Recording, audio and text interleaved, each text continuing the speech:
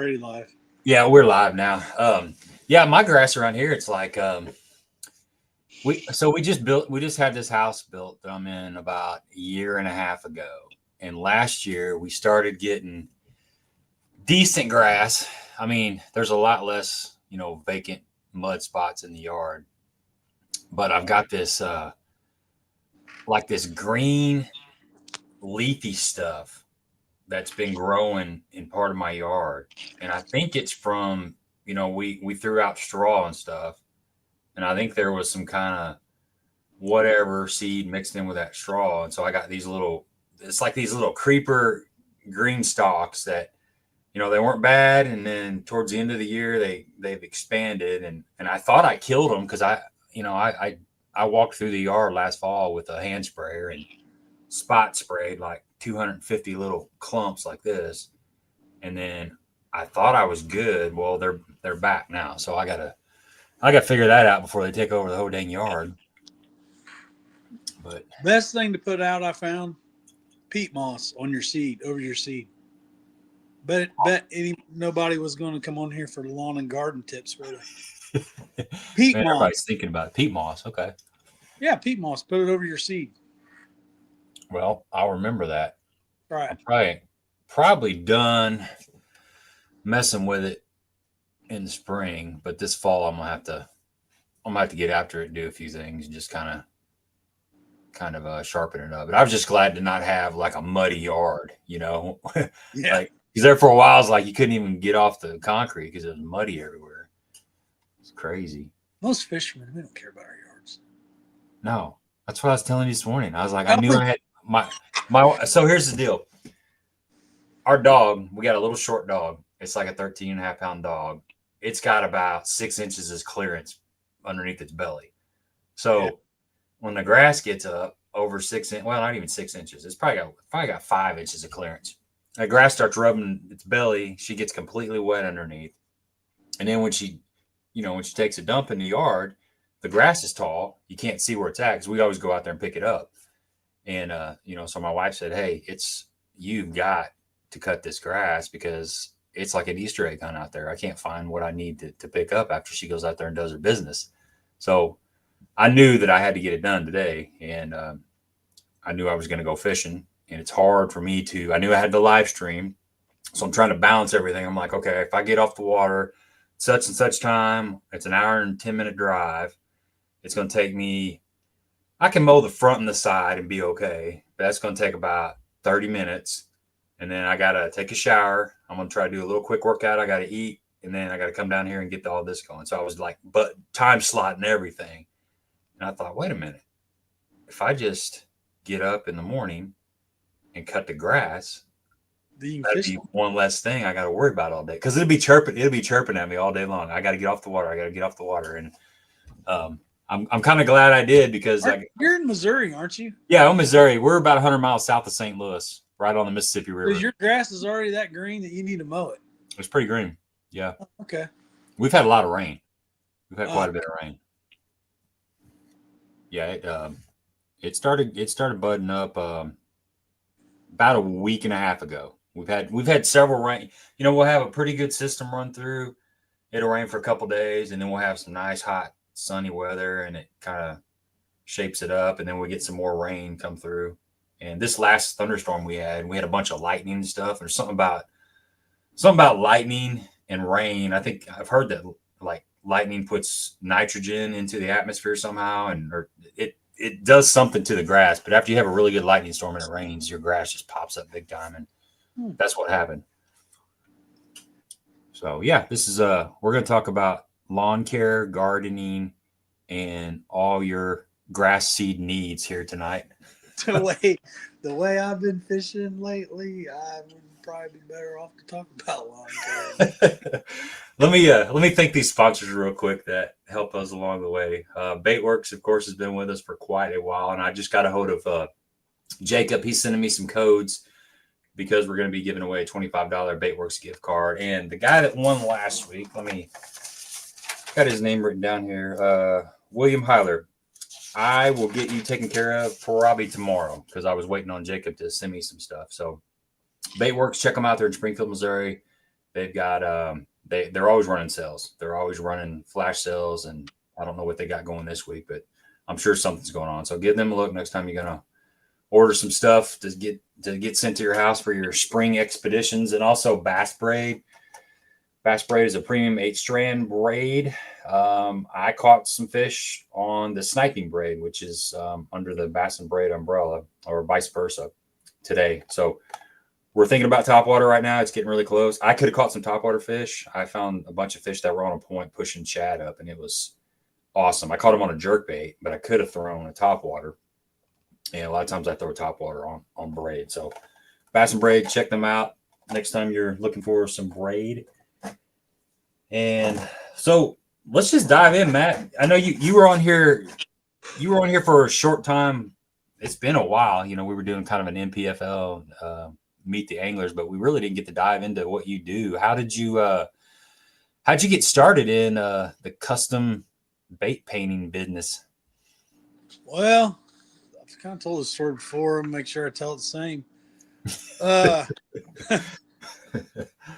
I had a friend that was he's no longer a preacher, but at the time he was a preacher, and he was a fishing friend of mine here in North Carolina. And there's a local tackle store. It's got a weird name, Fleming Candy Company. They actually sell candy too, but Mr. Fleming, he's passed away now, had a bunch of tackle that was kind of hard to get kind of stuff, like stuff that you want but you can't find. And at the time they were selling Bomber speed shads, and I think Bomber discontinued. This is probably I'm gonna tell you my age, 2003-ish, 2004. And he was buying them and selling them on eBay. Mr. Fleming was selling them for like $4.50, and he must have had thousands of them, but he'd only put 5 or 6 out at a time. And we'd go in and buy them and put them on eBay, and they'd sell on eBay for like $40. Wow. And basically we were buying them, taking the $40, and then buying other tackle that we really wanted to use. Nothing against the Bomber speed shad. It might be the greatest bait. I think I bought a whole bunch of Bomber speed shads, and to this day I don't know if I've ever thrown the thing. But I did flip them and repaint them. And then, you know, at the time I saw Mr. Fleming's, I guess it would be his daughter-in-law. She was custom painting shad wraps. And I was like, wow, those are really cool. I wonder what she would charge to paint my shad wraps. So I asked her, and she was like $8. And in my mind, I was thinking $8, holy cow. Back then, I think a shad wrap was like $6, $5. And I'm like, $8, man, that seems expensive. Little did I know how much work is involved just in a repaint. And so I was like, man, I didn't say anything to her up front. You know, I was like, okay, yeah, I'll let you know. And kind of walked out of the store. Went and bought an airbrush. And I thought, well, I actually was in high school. I did some art stuff, and I got some awards for my artwork through 4-H and different things that I was involved in. But I never really was like, I don't know. I was more into, there's the art side and then there's sports side. I was kind of more the sports person that had artistic ability. Yeah. So I was like, man, I think I can do this. So I went and bought an airbrush and never picked up an airbrush in my life. Started painting on some baits. I found back then they didn't have Facebook. They didn't have social media. They had the old forums. Like everybody, did you ever get on Bass Boat Central? That was a big. Oh, yeah. Yeah. All right. It's still going today. Well, there was a forum called Tackle Underground. Okay. And Tackle Underground was a place where it actually taught you how to make baits and stuff. And there was a lot of people. I'm gonna mention some names, like a friend of mine, Dean McLean. I got another guy. I know most of them by their nickname. Fat Fingers was his name. These are musky bait. Dean was a balsa bait crankbait maker, still is to this day. He's out of Kentucky. And then Fat Fingers was up, I think he was in Michigan or somewhere. He was a musky guy. But there was a lot of musky bait makers and stuff like that. Well, they gave me some tips and stuff, and I just started, painting, doing repaints on eBay, and it turned into, man, look at these baits. And some of my auctions, I put them on there for like, I don't know, 99 cents, and a jerk bait would go for $100.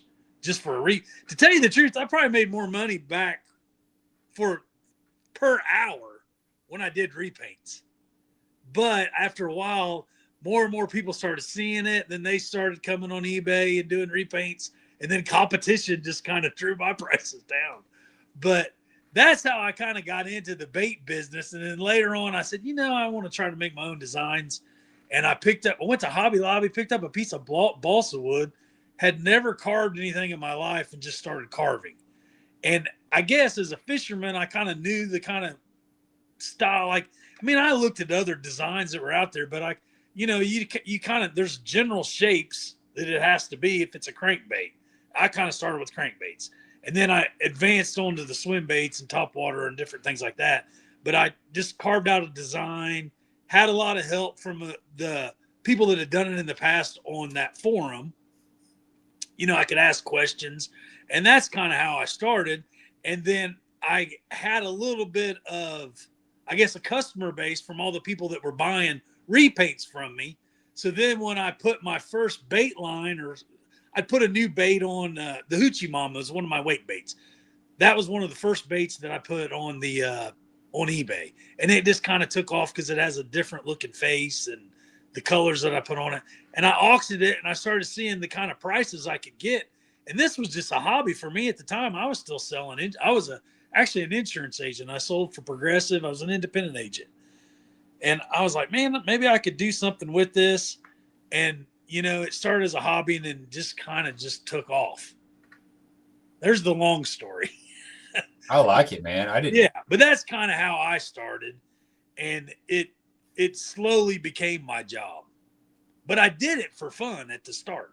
It was basically a way to flip some tackle when I started out selling bomber speed shads, and where I'd have free tackle for when I still love fishing. Just like, that was the whole reason I got into it, is because of fishing. So when you're carving those baits, how easy is it to mess them up? It just seems like you take a little bit off one side and then it's swimming wrong. Or did that take you quite a while to get that dialed in? The carving itself, if you really go, I'm going to tell people, I'm giving away secrets now. Not really secrets. Like, go look at like the thing I dropped today, the moonshiner. If you really put it like to the nose and you look at both eyeballs, one eyeball is lower than the other. And that's just because of the way that I carve them out, which now guys that are making baits, they all make beautiful baits. And this is not a knock on them, but now they got 3D printers and they all know CAD programming, and like, it's so more advanced than us old timers. Like, we do it the old fashioned way. We take out a piece of wood, carve the shape, which I kind of cheat as I make a mold of my original carving. So I don't have to constantly recarve the same thing over and over and over. If I did, oh my gosh, people think my baits are high now. I wouldn't make a wooden bait for under $1,000, like a wooden swim bait, because the amount of time it takes to carve it. So putting it in a box and making a mold out of it gets it in the $200 range. A lot of people don't I can only make about, on a normal work week, 15 baits in a week, maybe 20, the way that I do them. But these guys have gotten more advanced. They hire employees and have multiple. I still just do it the same way that I did it in 2004, 2005 when I started. I kind of kept it small and didn't really have employees, and worked out of my garage. And to this day, I'm still doing it the same way. I don't know. But as far to answer your question, I didn't really answer your question. Balsa is really simple. Like, when you're sanding on it, it sands off really easy. So you just take off a little at a time, and then it can kind of be off a little, and then you sand on one side until you can kind of get it to the shape that you want it. And I was never one of those, I guess, that drew out my design in my head, or drew it out on a piece of paper, then picked up a piece of wood and then started carving to make that exact design. I might say, okay, I'm going to make a brim, and I'm looking at a picture of the brim, and I'm kind of carving on it the shape of a brim while I'm looking at the picture, and and then something might happen and the wood chips off the wrong way, and I'll be like, oh, now I'm making a smaller brim than I was. Yeah, that's kind of what I was thinking. You kind of got to go with it. I've always just been, let's just go with it. Whatever happens, we're going with it. That's kind of been my style. So yeah. So what is this one right here called? The that guy. That's the Moonshiner. That's the Moonshiner. Yeah, and that's the and everybody's been buying the unpainted versions. I can't sell the painted ones anymore. Well, it's mostly because I lowered the price. But I lowered the price because I'd have to take all the time to paint it. Yeah. Well, what is the natural color? Is it? That's a pink. That's actually, believe it or not, I put a dye in there. My baits are made out of resin. I put a dye in the resin and it dyes it that color. Most resin is bone. It's like that's what I was going to say. So, like, to tell you the truth, I was trying to. You know how methylate is like a big color? Like you guys throw methylate floating worms. Yeah. Oh, I've been trying to match the methylate floating worm on a topwater bait because I'm like, man, they bite that floating worm in the springtime when they're spawning. And I was trying, and I had some, get it. I had some dye right here. Okay. And when I was putting that dye into the resin itself kind of has a bone color to it. Yeah. And that's basically what it came up with which actually was pink. And I'm like, well, I guess I'll go with the pink. Lee Levacy made pink popular again in the classic. I saw that. I was going to text him and tell him that actually my logo's pink. My pig's pink. What the heck? Yeah. Well, I mean a pink pink morning, pig. Morning dawn. Morning dawn's like, Yeah, morning dawn. First time I saw that worm on a drop shot, I was like, there's no way a fish is going to bite that. And they bite it for sure. Yeah, that's something I need to learn, a drop shot.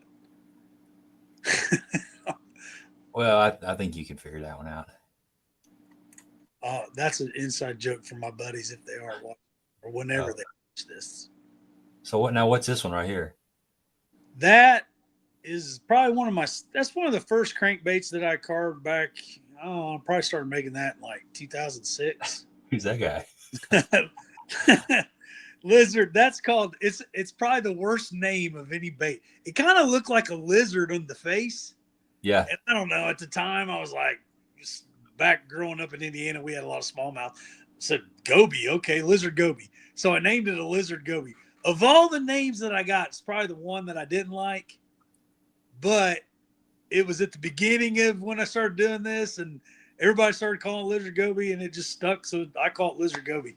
But it's probably the best crankbait that in my mind. I've made a lot of different crankbaits. Not all the design. I've probably made, gosh, I was trying to count up. Actually, my mom called me tonight. She asked me, how many baits you think you've made? And to this day, I've really never wrote it down. I was trying to guess, maybe over 10,000 baits in my head, maybe more. But I've probably made over 300 different designs.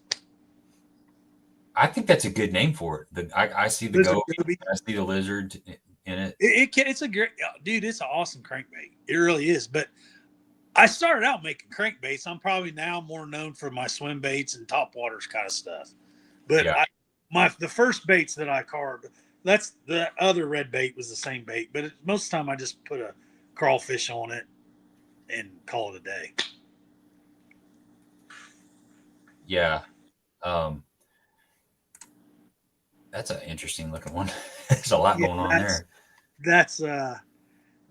I have all these crazy colors I never get to use. So let's use that paint before it dries up bait. Now I got a buddy he loves, dude. He swears there's a local lake here called Tuckertown, and it's got big fish. I had talked to the DNR guy one time, and he said they shocked it, and there's like 13 pounders in this place. Holy moly. And it's a tough place. It's hard. It's really kind of, it took 24 pounds of fish tournament Saturday. It took 24 pounds to win. I think we had like 15 pounds or 14.7.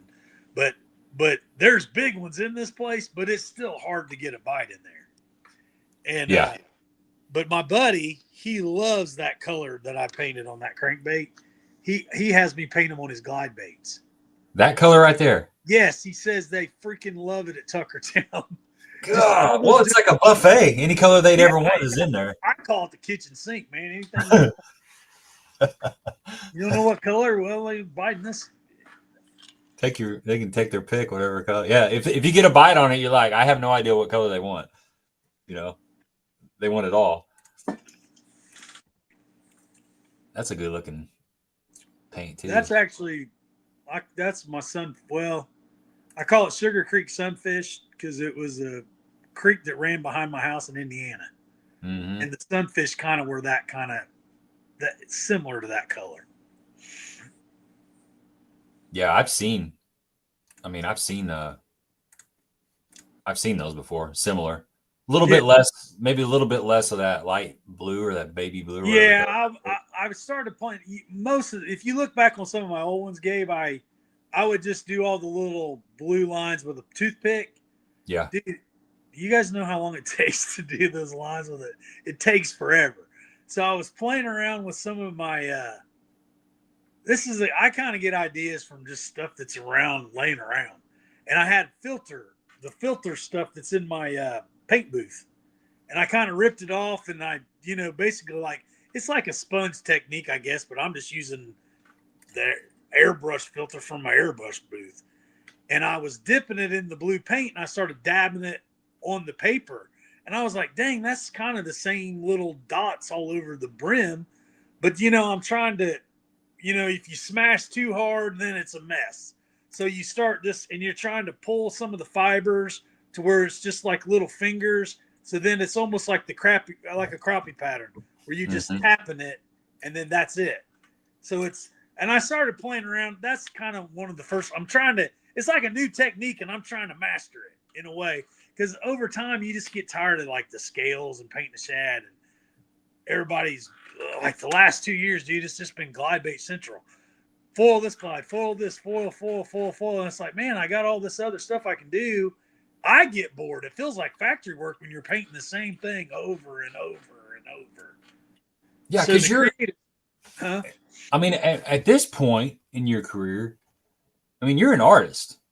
There's no denying it. So, I play music, I guess technically I'm a musician, but I also feel like I don't play enough to consider myself a musician. I'd say I'm a mailman because I deliver mail for a living. And I also I call myself a fisherman. I spend a lot of time fishing, and then music is right behind the fishing. At one point I was probably right there flirting with actually being a musician, but being someone who, plays songs and plays in a band and things like that, you get tired of playing the same tunes over and over and the same bass line over and over. So, I mean, it's good to reach out and mix stuff up. You get dull and bored, and it can it can take some of that creativity away from you if you don't paint like the kitchen sink and, crazy colors like that. You got to get all that out of your system.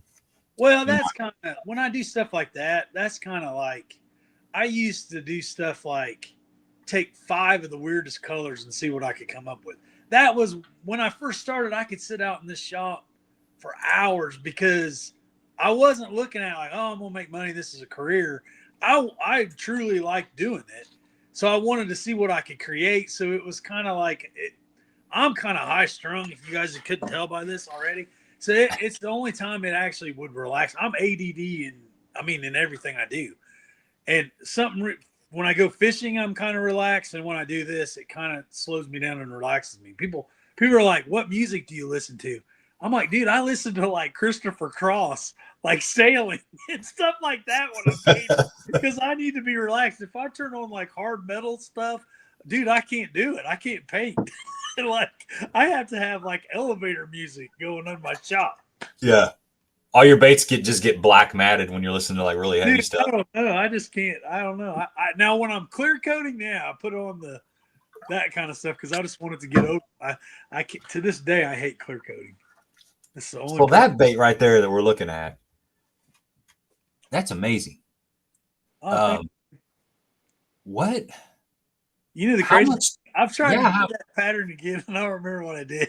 that's crazy looking, I've man. tried to match it 2 or 3 times. It's probably one of my favorite brim that I ever painted, and I still don't know what I did. Man, I that's could mean probably, looking. yeah, that's the original Angry Gill. It's actually pretty. It's like literally the size of your hand. I feel like that bluegill, if it's in a lake, it's still alive because it can literally swim up to any fish in that lake and kind of punk it out just because it looks so mean. It just looks like it could just run up and everything would just swim off. That's just a mean looking fish. Yeah, that was that's actually people talk about like my hog father and all my glide baits. That's to this day the Angry Gill is my favorite design out of 300, and not a lot of people will still throw it. But I've won a ton of money on it over the years at home. Is that like a lipless style bait or what's? Well, basically, if you look, see where the line tie is kind of under the nose. Oh yeah. All right, the very first one I was trying to make, because glides were popular, I was trying to make a sinking brim bait into a glide bait. Well, the first one I made floated, and then the second one I made did sink, and I tuned on a little bit and I got it swimming good, but for some reason the very first one it didn't. You know, it was like it wasn't slow sinking like I wanted. It was floating. When I went to walk it, I went, holy cow! The back. I'm trying to hold the back tail was flipping water while I was walking it like a spook. And I'm like, dang, man, when they get on the brim beds, you know how everybody likes pop R's when like the mayflies hatch and it's hot and pop. I'm like, dude, that tail's flipping up water like a popper. I said, I'm going to go to the back of the pockets at Norman and I'm going to crush them on this thing. Because we have real shallow brim beds. And I go back there, dude, it wasn't like 10 minutes. I had caught like a 5-pounder on it. But the one I made was like the size of my hand, and it's called Angry Gill. Well, then when I was trying to tell my buddies about it, man, it's just too big. It's just too big. They didn't want to buy it. So I went back and recarved it, and now I have Angry Gill Jr. Well, and that's even smaller than this design. And it does the same thing. It just, you walk it like a spook in the back of a pocket, flips up water, they come out and crush it. I still don't have many followers there, Gabe. I got about 200-300 followers on YouTube, but there's a video for your fans. Go get on my YouTube page, and you don't have to subscribe. I'm done with trying to get followers on YouTube. I'm not any good at it. But I am throwing the Angry Gill Jr. and Little Angry, and watch me crush all these fish on Baden Lake a few years ago, and every one of those is on brim beds. And I tell all my pro buddies, all of them, like, and there's a ton of elite anglers that bought stuff from me over the years. They want the glide baits. And I've even given some of them, I'm like, this is the best bait. Like when Chris Zaldane had that deal where he was throwing my bait at Fork, and it was on about a couple years ago when Lee Levacy beat him. But that's, people found out about my hog father. If someone would have told me one of your baits was on Bass Live, I would have bet $1 million it was the Angry Gill. Yeah. And still, nobody talks that much about it. So there's your tip. You want to buy something and nobody knows. Everybody wants to buy something after somebody catches them on it. They don't want to go try something that nobody's used yet. Yeah, and you heard from the man right here. It works. Well, I'm telling you it works, but I've tried it. Like, it works at Norman. And I'm sure it works everywhere, man. It worked. I caught some at Pickwick. And then I tried it at your lake. They were funky when we were at Ozarks. Oh, Lake of the Ozarks? Yeah. Yeah. I caught a ton of fish, but it was so hard to catch a keeper there. It's full of 14-inch fish, 14.5-inch fish. Yeah. I mean, you could throw a jerkbait all day and just catch all you wanted. I liked your lake, though. It was a cool lake. Isn't that one of your home lakes? Well, I fished a lot of tournaments there. Oh, okay. But I'm still about 4 hours away from there. Oh, okay. Yeah. You sound like you had the kind of day I had. I fished that Toyota series down there, and holy cow. It was. I fished 16 hours before I finally got a bite down there. That's how tough it was. The water temperature was 37 degrees, and it'd been iced up like a couple days before the tournament, and it was just unbelievably tough. And you know, I'm a co-angler, so I'm fishing out the back of the boat. Right. And, you know, I finally, the second day, I think I got a bite on an A rig. Something touched it or something happened. I cannot confirm or deny that it was an actual bite. And that was on day one. And then day two, I was about 3. No, I was probably 4 hours into day two, and I caught a fish on. No, I had a bite and I missed him. And I screamed. I let everybody in the whole entire bay know that I'd got a bite. And it wasn't but about 30 minutes later, and I finally caught one on a Ned rig, and I ended up catching 3 fish. And I told my boater, I was like, "You're the best guide on this whole entire lake." I caught 3 fish. They were all shorts, but I was just so good. It just felt so good to get a bite. You got a win earlier in the year, didn't you? Didn't you get a win somewhere? I remember. Yeah, I fished that regional on Pickwick last October. Yeah. Yep, BFL regional, and I ended up winning the Phoenix 819. I got one of them big Happy Gilmore deals on the back, the computer desk back there. So that sucker's supposed to show up. It's supposed to be here anytime now. I'm waiting on it. So you're not going to sell it? You're keeping it? I'm keeping it, man. I worked it out of my head I worked it over for like 2 months. Should I sell a certificate? Should I upgrade? Should I keep the boat? And, you know, at one point I had a guy on the phone. He had reached out to me, and he was in the market. He had been talking to somebody else that had a certificate, and he was trying to get a certificate for $40,000. It was a $50,000 certificate for the boat. I was going to ask you, what's it retail for? Like 50, 60? Yeah, it's 50 grand is what the boat went for. It's an 819 with a 200 Merc on it, and it's pretty stripped down. It has like 5-inch crafts, and it has a 74-pound thrust trolling motor. It doesn't have spot lock or anything, so really basic, you know. But he said I'm trying to get one for 40. I talked to a guy. I just got off the phone with a guy, and he's supposed to get back with me tomorrow. And if he sells that certificate for 40, I'm going to buy it. I said, I'll sell it to you for 40 right now. You can have it. And he's like, well, I already told him if he calls back and he doesn't want to get rid of it for 40, then I'll call you. And he never called back. But that's how close I was to selling their certificate. If he'd have said, yeah, it would have happened right then. And then I'm glad it didn't go down. Everything happens for a reason, or most things happen for a reason. But I talked it over with my wife, and I was like, man, I don't know, man. I feel like I should do the good, responsible family adult thing and sell that certificate, take that money, pay off some debt. We don't have a ton of debt, but we got some stuff to pay off. And we got 2 16-year-old daughters. I'm like, we only got 1 car between the 2 of them, and that's fine. They're doing just fine. But at some point, we're going to have to buy another vehicle when they go off to college. And she said, Gabe, you've been busting your butt, doing this YouTube thing, out there practicing fishing tournaments, and you finally had, one tournament went your way, and you won a boat. She said, I think you should keep the boat. We'll be fine. Money ain't like too big of a deal. It's not like we're, eating rice and beans and all that. We're okay right now. We'll be okay. Get that boat. And as soon as she said that, I was like, okay. If you're telling me it's okay, I'll do it. And so, yeah, anyway, I made the phone call and ordered that sucker up. And it's a lot of work ordering a boat, because you got to sit down and do all the different color schemes and the different pinstripes and, the decking and the top of the boat and the carpet and all that stuff. And I'm colorblind anyway. So I came up, my original design looked like that crankbait we were just looking at, the kitchen sink. I had all kinds of stuff going on in it. And my wife finally got down here, and we kind of color schemed it up, and it ended up being like it's basically like a graphite with some purple polyflake in it. But yeah, we kind of got on a tangent here, but it's on the way. Like, I have a white boat. You don't want white. You don't want white? No, gosh, it shows dirt.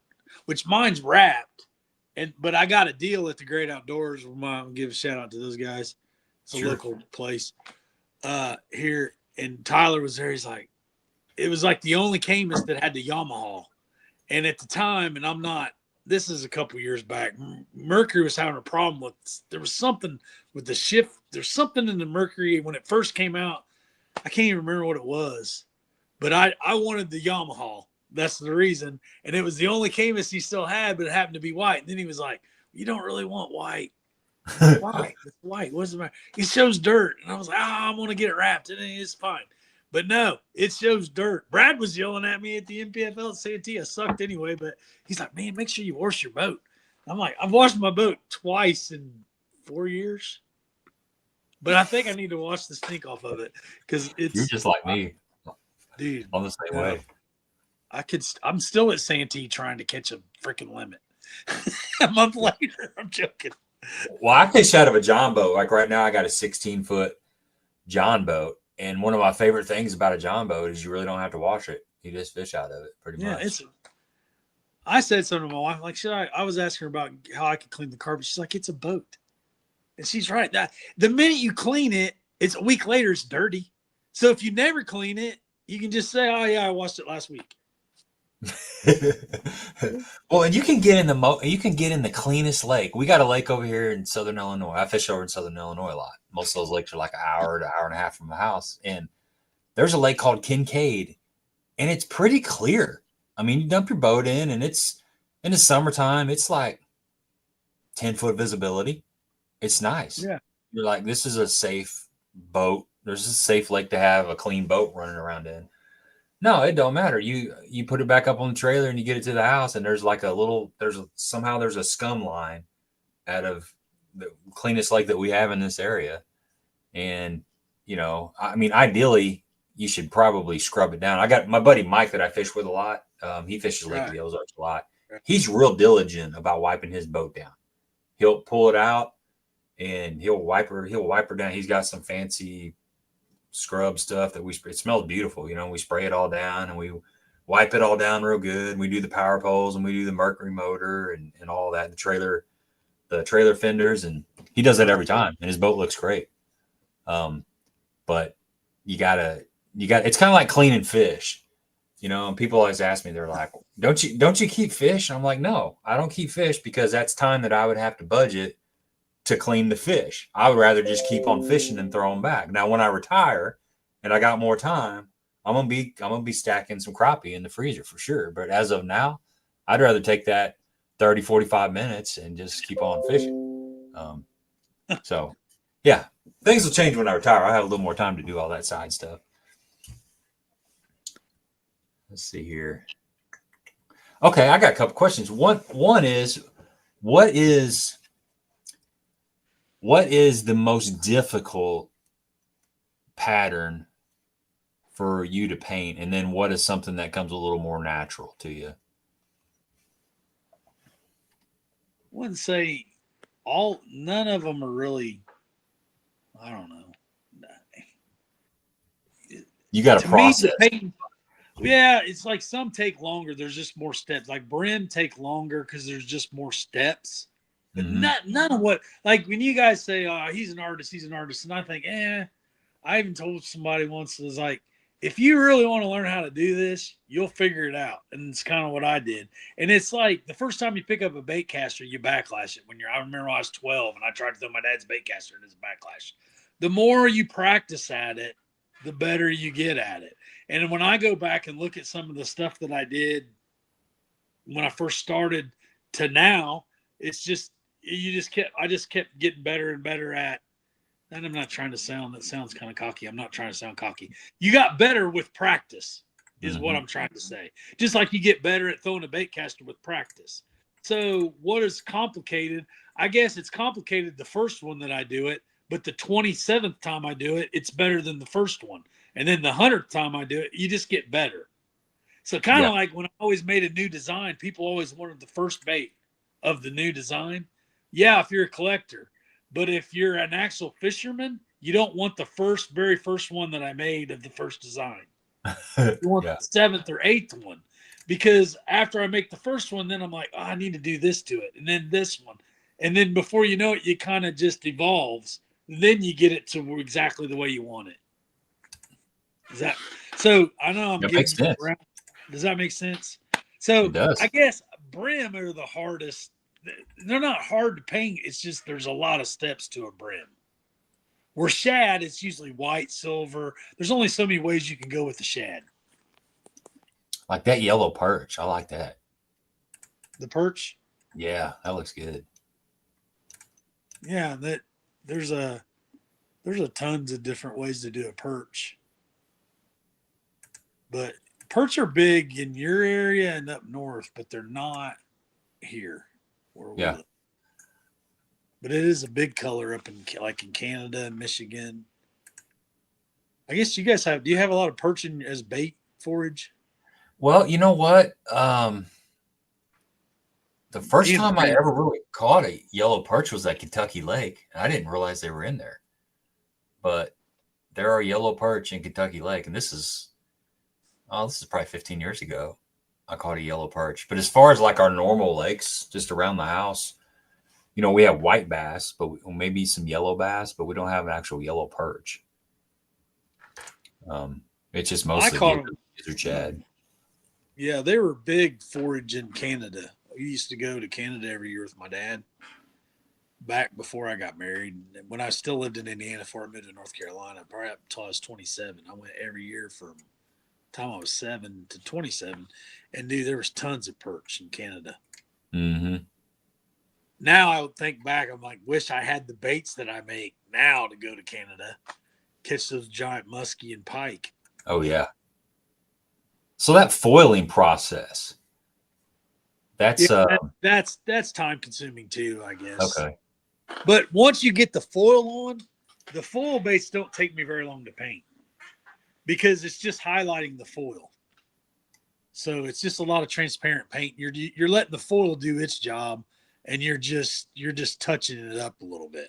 Mm-hmm. But the time consuming part, I'm pretty fast. But when the very first one I ever foiled, oh my gosh, it probably took me, I don't know, 2 hours to foil a bait. And now I can probably foil like the Hog Father. I can probably foil one in 30 minutes. It's like wrapping presents. But your hands, after you do like 5 or 6, your hands hurt because you're trying to. I try to tell people, go take a piece of, which I use a foil tape, but it's like trying to wrap. Flat-sided baits are easy, but the round like a potato. Try to wrap a baked potato and not make a wrinkle. Oh, that's a good analogy. Yeah, it's hard to do, but you can have a few wrinkles. And like, I'll take a tool. Like I'm actually in my shop holding this phone. I'm sorry, I'm shaking. Oh, that's fine. But like, like with my little foiling tool, like I got this. It's just a little drill bit thing. Well, actually, I better show my buddy's tool because I actually have my buddy Cookie, Daniel Cook. He made me a custom scale. Nice. There we go. Right here. I like that. I call it Hog Swag 2000. Can you use that on your neck and your back too? That'd probably feel good. Yeah, probably. But what it is basically just this drill bit, and that's what I press to do the scales. But on this other side, like the smooth part, or I'll even use a pin. Like you can roll out the after you foil, you'll have a few wrinkles, and you can actually press and roll the wrinkles out. Huh. And then the other illusion that I'll do is I'll buff the foil. And if you look real close, so when the paint hits it, that gives off a different reflection on some of the transparent paints and the flip, I guess I call it flip-flop paint, and the cosmetic paints that you use, that gives off that illusion. And that's what makes my goal when I started was I was trying to make something look as real as live bait. That was my goal. And then that's how it got me to the foil and trying everything that I could. Now my designs aren't some of my profiles, and some of them look kind of crazy, but like that's the Angry Gill Junior. And the reason I call it Angry Gill, if you look at it straight on, it kind of looks like Angry Birds. The cartoon. Oh yeah, it does. Yeah. I can see that. So I called it Angry Gill, which that actually is an Angry Gill with a gizzard shad, or actually a herring pattern on it. So that's foiled too, or not? That's foiled. Yeah. The ones behind it are, I think those are painted. I think. Yeah. I can't tell. I'm looking. Yeah, they are. They are. But you can see that foil like through the middle section of the head. Yeah, but if you look, do you see in the blue and you can kind of see how it kind of buffers a little? Not buffers, the shine. That's where I've polished it. Okay. That gives it that effect. And that's got a soft tail too, right? Yeah, it has a soft, that does. My original bait, back when I started, I didn't know the material. What I used Lexan for my tails. The negative with the Lexan is on the back part, when you had a hard tail, if it hit something, it could break the resin.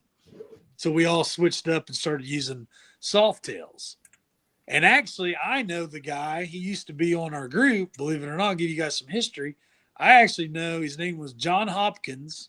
He was the very first person to put the paintbrush tails that a lot of guys use. Oh, yeah. But he actually used a microfiber, I think.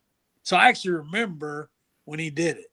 And back then, it was kind of uncool to copy somebody else's idea amongst these older guys that we all. So that's why I never put the paintbrush tails in my baits. Just out of respect to the guy that invented it. Huh. Well, most people didn't get the memo because. Oh, no, everybody uses it now. I mean, I was just giving you history. Yeah. It wasn't, dude, it wasn't popular. Like, it's just funny now because there's so many people that they're like, I look back just locally in my area. I remember when I was out there throwing them in 2003, 2004, and all the looks I would get by just throwing a bait maybe that big. Holy cow, you're using a giant bait like that? And now everybody's doing it. It's funny how far it's come.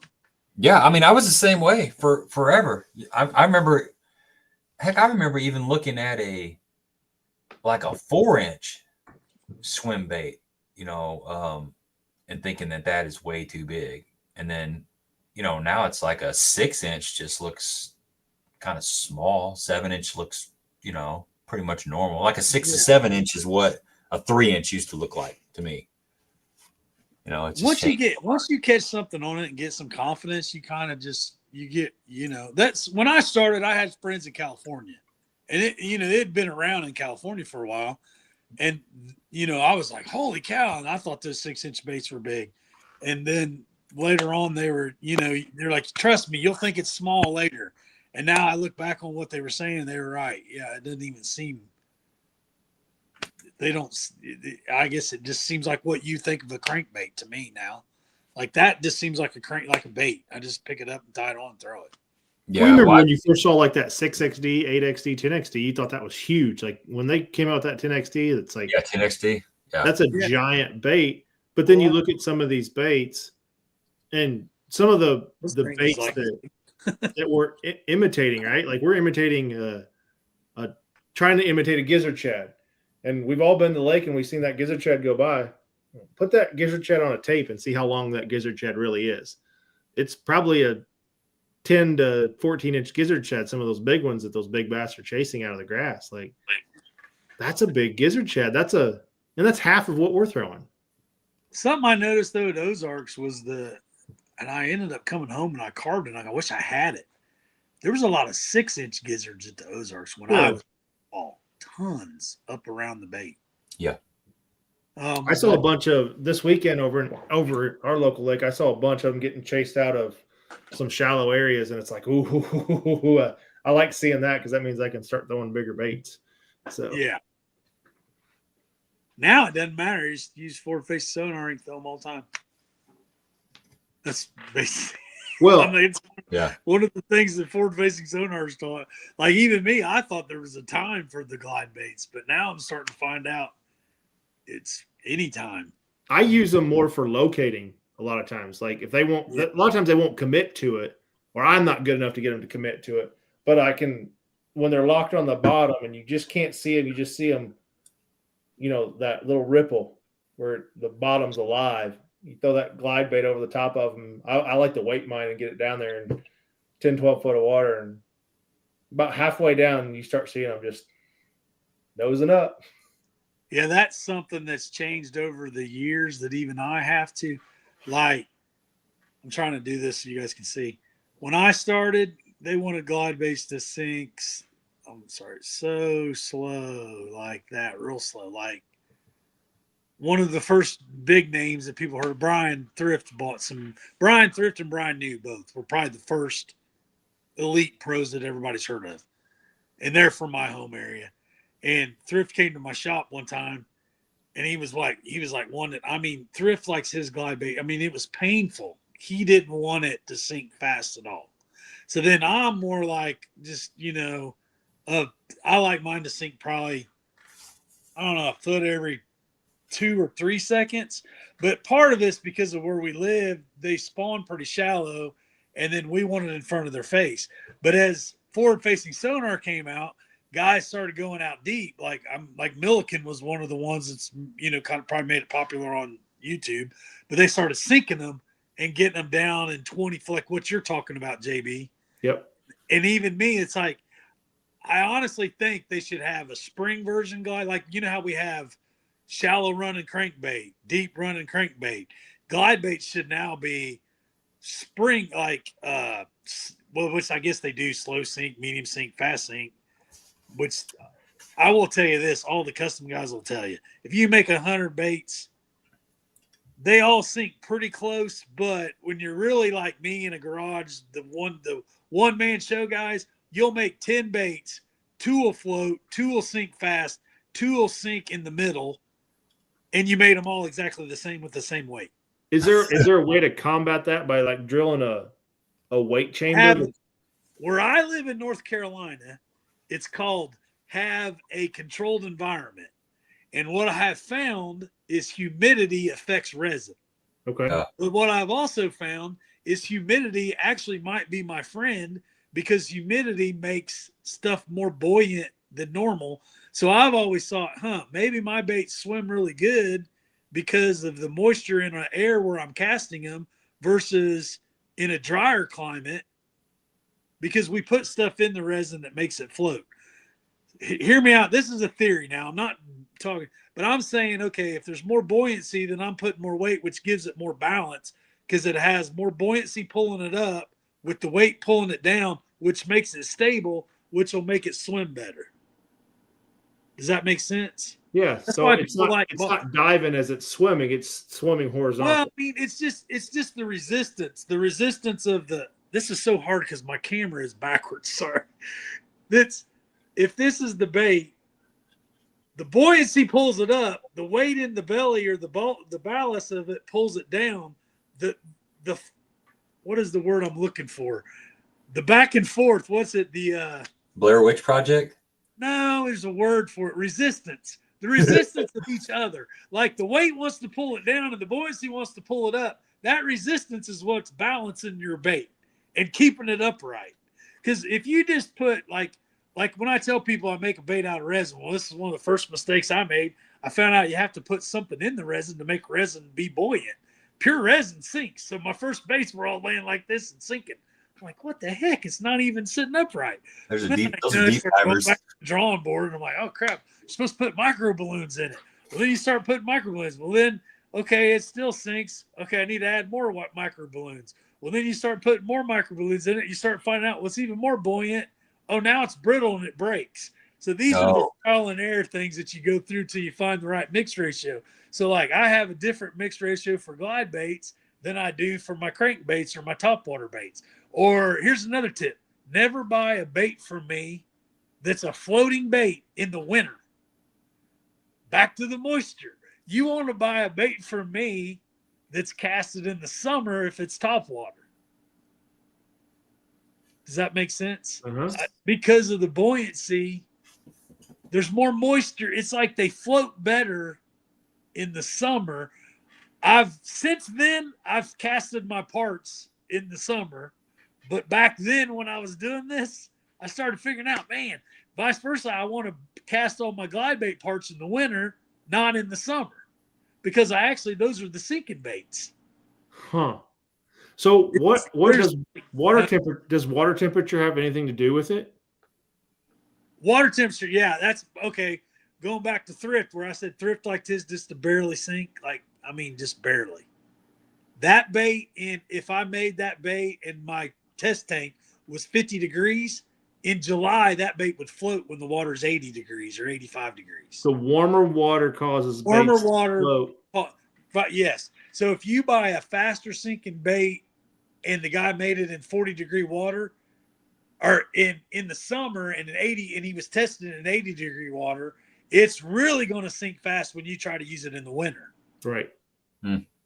So I thought I was the only crazy one that filled up the bathtub or the kitchen sink and then threw a bunch of ice cubes in it and frozen bottles of water to get and actually probe the water. So I knew my jerk baits. This is pre-forward. Yeah, I did the same thing.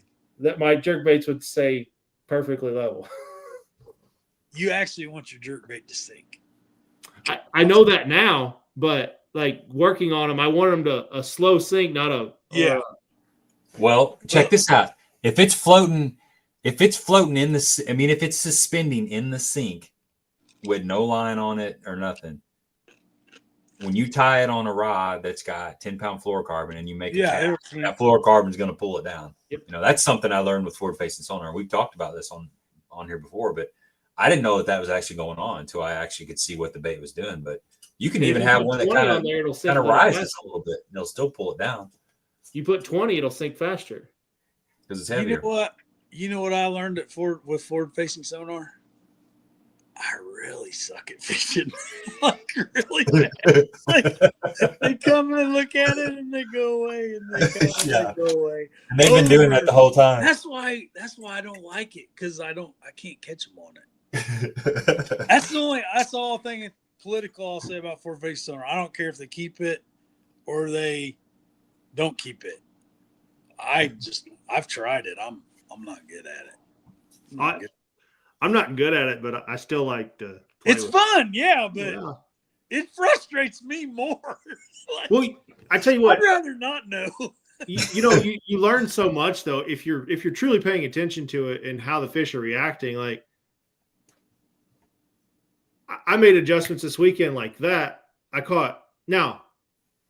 A lot of it was me seeing it, but a lot of it was how they were biting a jerkbait. So I caught 4 or 5 in a row, but every one of them was like back hook. But the 20 other fish that came out and looked at it and turned away, I was able to make that adjustment faster because I saw them eating the back hook, but I also saw 20 fish turn away from it, made a small color change, and every one of them had it crossways in the face, and maybe 3 or 4 turned away in that same time frame. So within an hour, I made a better adjustment. It took me 30, 45 minutes to make the adjustment versus 2 or 3 hours. Yeah. Mm-hmm. So seeing how they're reacting to it, even if they're not eating it, you knew you had the right action, you had the right sauce, you just didn't have the right flavor. Well, a lot of times when you're not, you were getting some bites. At least you were catching some fish that had that back hook on. There's a lot of times, especially in cold water period, where you may not be getting any kind of feedback. So you're like, well, am I in an area that doesn't have any fish? Am I not close enough to the fish? Are the fish sitting in 15 and I'm stuck up there in 7 or 8? Or is it a color thing? Or is it a cadence thing? You really, you got there's a lot more pieces of the puzzle, but if you're able to see those fish come out and turn away, you're like, okay, I've got it narrowed down to there are fish in the area. I am at the right depth. So it's got to be a cadence thing or it's got to be a color thing. And then you can make a few changes. Obviously you stay with the same bait you got and make a cadence change. If some start committing, you're like, okay, my color's pretty close. I've just been working it wrong. If they're not looking at it after the cadence thing, you're like, I need to change my color. And that's the stuff that technology can teach you if you're paying attention. So instead of spending 6 hours to figure something out, maybe not even ever figuring it out, you can make some adjustments and figure it out in an hour or so. I mean, maybe. Gabe, I got a question for you. So and JB, I don't know if I'm wrong. Just tell me. Because Gabe said he was a co-angler. I don't know. Do you fish as a co too, or you? I used to. I don't. We actually, Gabe and I had that conversation earlier. I don't because of forward facing sonar. Yeah, I was going to ask you guys, do you, as a co-angler, Gabe, how's it been now that I have forward facing sonar? I'll be honest, it's tough. It's tougher, Matt. I mean, it really is. Especially if you get in the boat with somebody that is really good at it and their whole day consists of hitting a bunch of different things, isolated pieces of cover, moving really fast, and that's what they're doing all day long. That's a tough day. I'm not saying you can't catch fish behind them, but it's a little bit tougher. And then I've got in the boat with some guys that have it, and there's some guys that got you out in the middle of nowhere. Like you're at Table Rock, you're out in 100 feet of water, you're at Dale Hollow, you're at Lanier, you're way out in the middle of nowhere. That's one thing. And then there's some people that are fishing stuff that's out off the bank, but you're still able to cast towards visible stuff. Say you're 30, 40 feet out off the bank and they're fishing that water column, but you're still able to cast at things that you can see. So you feel like you still got a chance. And then there's other guys that have it and they're kind of using it and they're kind of fishing, the traditional, I guess you would say. They're not like, that's not their whole pattern, is just running around, covering as much water and looking at fish. Like in that, we talked about the boat that I won in the regional. My day one boater, he fished where a creek channel dumped into the main river channel. We fished several things like that. And he was looking at some stuff with his forward facing sonar, but we were just fishing. We were fishing the current basically. Day two, the guy I drew, well, I fished with Hunter Sales, who fishes the NPFL. I drew him on day two. Now he's a live scope. He was covering water, looking at them. And he gave me, like, in the middle of the day, we fished some trees. He's like, let's go fish some trees. Maybe you can catch a fish, because I didn't have anything in the box. And I got lucky and I caught one that was almost 4 pounds. So that got me to day three. And then the day three boater, he ran up to the bottom of the dam and we fished the tail race. So I had 3 different boaters basically on 3 different occasions. But I fished with Jake Lawrence, who's one of the best at scoping, and it was hard to get a bite behind him. I mean, he hit like 50 spots in a day, like 50 brush piles or 50 areas really. I mean, some of the areas had multiple pieces of cover, but he was just moving and cover water. That guy's hard. That's the kind of person that's really hard to fish behind. You just don't have a chance to relax and let anything soak, and you don't get any confidence in anything. So you have to kind of pick 1 or 2 things and just stick with it in your hand.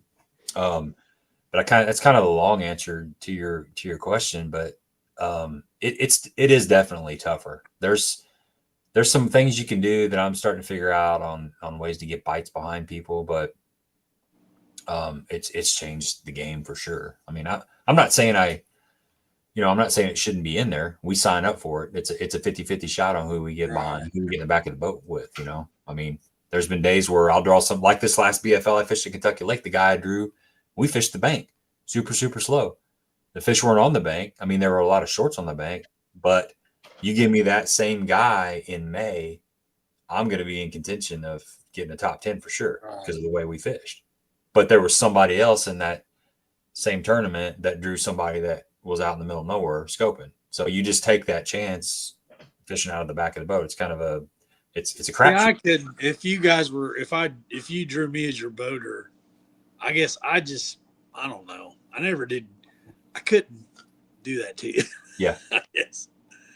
I don't know. But you have to, I guess, if you're going to be real competitive. But in the BFLs and stuff, I mean, you're like, man, I'll just keep the guy. I just wanted them to respect me. Don't cast up ahead of me. I'm going to give you plenty of room and try to help you out. But I tell you what, Matt, one of the things that I'm getting this Phoenix here in a couple of weeks, and a lot of people have asked me, are you gonna go over to the boater side? You got a nice boat now, and I want to, and I've never said this on the channel or on my YouTube, in a YouTube video, but one of the things that is going to be hard to do is the same thing you just said, is going to be knowing that for me to compete at a higher level, I'm going to have to focus more on the forward facing sonar, because I have it in my John boat. Jonathan has it too. I'm used to fishing out of it. I caught a bunch of fish using it today. I catch fish without it as well. I like doing them both, but it's going to be hard for me to go over to the boater side and know that the guy in the back of the boat will be at a little bit of a disadvantage if I'm strictly scoping. So I'll probably, for my own conscience, I'll hybridize it. You know, I'll try to make sure that the guy in the back of the boat is still got some decent stuff to fish while I'm doing my thing. I mean, there's going to be times where, hey, you know, I'm going to be moving fast, trying to catch some fish, but just hang with me. Here before too long, we'll be doing some stuff where you're going to have a really good shot at catching some fish. And, you know, if I get dialed in and I put a big bag in the boat, I will definitely be one of those boaters that takes him to areas where I feel like he's got a shot at catching fish, or I'll let him throw up in front and tell him, you know, let it sink. They're coming at it a little faster. Set the hook. He's coming in hot. You know, I'll be that boater, but it's going to be hard for me as a co-angler now to be a boater that runs around and just puts the guy in the back of the boat out in the middle of nowhere. It'll be hard for me to make that adjustment. I think I'll hybridize it somehow. I know your fishing style, Gabe, because I fished with you enough over the years. Like, that's not you though. Like, you're not, I don't think your sole focus would be forward facing. No, probably not. Just knowing, like I said, just knowing and being around you. That's not, we have similar fishing styles. That's not how we like to operate. You still like to go throw a square bill. You still like to throw a jig, right?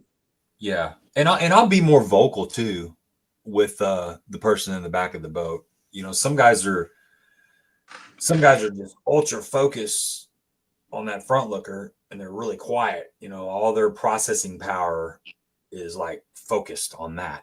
There's not a lot of mental room to have a casual conversation in the boat sometimes. You know, I'll be definitely telling the person in the back of the boat what I'm seeing, what's going on.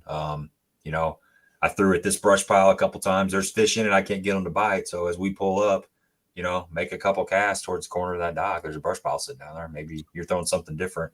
Maybe they want what you're throwing, not mine. I'll have those kind of conversations throughout the course of the day. But that's just how I am, you know. So it'll be interesting. What are you going to do if he throws in there and he says, giant?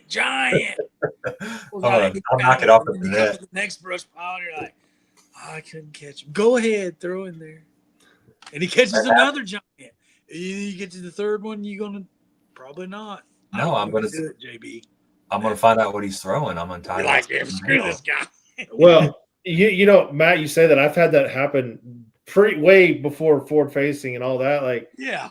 I figured out I had a little deal going on at Kentucky Lake prior to me going down there. Like, fished the weekend before, had a little sneaky something going on. I say not sneaky, just had the opportunity to catch fish. And 2 occasions it was shallow cranking this time of the year, and like this guy, he had, you know, he was laser focused and he put me in areas that I knew that it didn't matter. Like, they were biting the shallow crankbait, and we're running along, and like I had 2 or 3 in the box, and he hasn't caught a fish yet, and I'm behind him, and we're both shallow cranking, and it was just a slight color change, and before long, I look up there, and he's in his box digging around, and he's pulling out the same color that I am, and it's like, all right, so now I have to refocus and change to something different again, because I don't want to follow. I'm not following you up with that. So a lot of the same things has happened. It's just how you respond to it, I believe, from the back of the boat. Because I remember fishing a lot of these tournaments like, hey, we're going to be fishing vertical bank. You're not going to have much of an opportunity to throw up here, but I'll give you as much room as I can. And that may be 6 foot. Like, you make a cast off the side of the boat, roll cast, you're going to hit the bluff face or the bank, because it's a sheer straight down, and we're throwing, you know, shad wraps down the edge of it. But adapting to it. Hey, I'm going to just turn around and I'm going to throw backwards out of the back of the boat and risk if I do get hung up, I'm just going to break it off. Yeah. It's just how we adapt to it. Now, fishing out over 100 foot of water. I mean, the only time that I can relate to that was Cherokee, where I got stuck fishing over deep water. I can't get information about Cherokee. I'm done talking about that. Just letting you know. Well, we're supposed to go to Douglas, but Cherokee is actually our backup. Which I guess this is public, but I wasn't soliciting the information. I just thought I'd let you know before. Nope, you're good. I'm done talking about it. I want to get DQ'd on Cherokee. I might Cheater. get there if we go to Cherokee and be like, man, I wish I got DQ'd for this friggin' tournament. Anyway, it's a backup lake because of the Helene or whatever with Douglas and the cleanup. We might go to Cherokee. I got it. Don't get any information on Cherokee. Well, what do you think about the NPFL now since they made that change, the live scope? I mean, you think does everybody seem to? Believe it or not, they did. I mean, I don't know. Maybe I'm not even supposed to talk about this, but I'm talking about it. They did like surveys last year. They were asking a lot of us, hey, what do you guys think? Do you want live scope? Are you for it or are you not for it? And I'm two people. Tater Hog, whatever, the custom lure guy that makes baits as a business. And then I'm Matt McBee, trying to live a dream, I guess, at an old age. Like, I wish I traveled years ago. I'm out there, like, I'm in over my head a little bit. I'm hoping to get better at this. It's not that I'm not good enough. I'm not experienced enough, even at my age, at the travel part. Like, I should be comfortable at our next tournament at Norman, but I'm giving you the long answer. I know you asked me about forward-facing sonar. No, go ahead. That's what we're here for, the long answer. So, as Matt McBee, the fisherman, I told Brad, I don't care if you keep forward-facing sonar or you don't keep forward-facing sonar. I really don't. If you keep it, I have to get better at it because I'm really not that good at it. As Tater Hog, the bait painting guy that makes baits, I hate it. It's hurting our industry. And people aren't going to realize it till it's, I think, because like didn't you guys get tired of watching everybody throw a shaky minnow all the time? The whole reason they got rid of the A-rig, I hate to tell everybody, it wasn't because it hurts the bass. It's because that's all anybody was buying was a little minnow and lead head. And they were worried about the sales in the industry. And if people don't worry about the industry that are in the industry, they're not going to get their sponsors. They're only going to get sponsors by the little shake. I'm not ever going to get a sponsor. I'm not probably good enough to, other than myself. But the industry itself is hurting because of this, I think. The tackle industry. Not the electronic industry. They're probably making a fortune right now. So that's even though now all of this is just my opinion. Y'all can bash me, and I'm not trying to bash the I thought it was cool, the guy that won the classic. Those are neat stories. And I saw it was kind of sad how some of them guys they weren't cheating. That was the rules. They could use it. Everybody has the opportunity to use it. I got my butt kicked by guys last year. They probably had more experience with me traveling, and they had a lot more experience with me with the forward-facing sonar. I probably have more fishing experience, but it didn't do me any good. If that makes any sense. Mm-hmm. It speeds, like what you were saying, JB, it speeds up the process. Like you can figure out, hey, man, he didn't really like that, doing that. If you're not, I was torn. I would go try to use it for 4 hours and suck at it. And then I'd go back to this. And I come to the conclusion, you either just need to fish shallow. Like John Cox never used it last year and he did good. I don't think he still doesn't use it and he could. He basically fishes shallow all the time. Yep. And if you're a scoper and you want to do good, you scope for the entire 8 hours. Yep. I think you're seeing more and more of that on the Elite Series especially. I follow the Elite Series more than I follow Major League Fishing.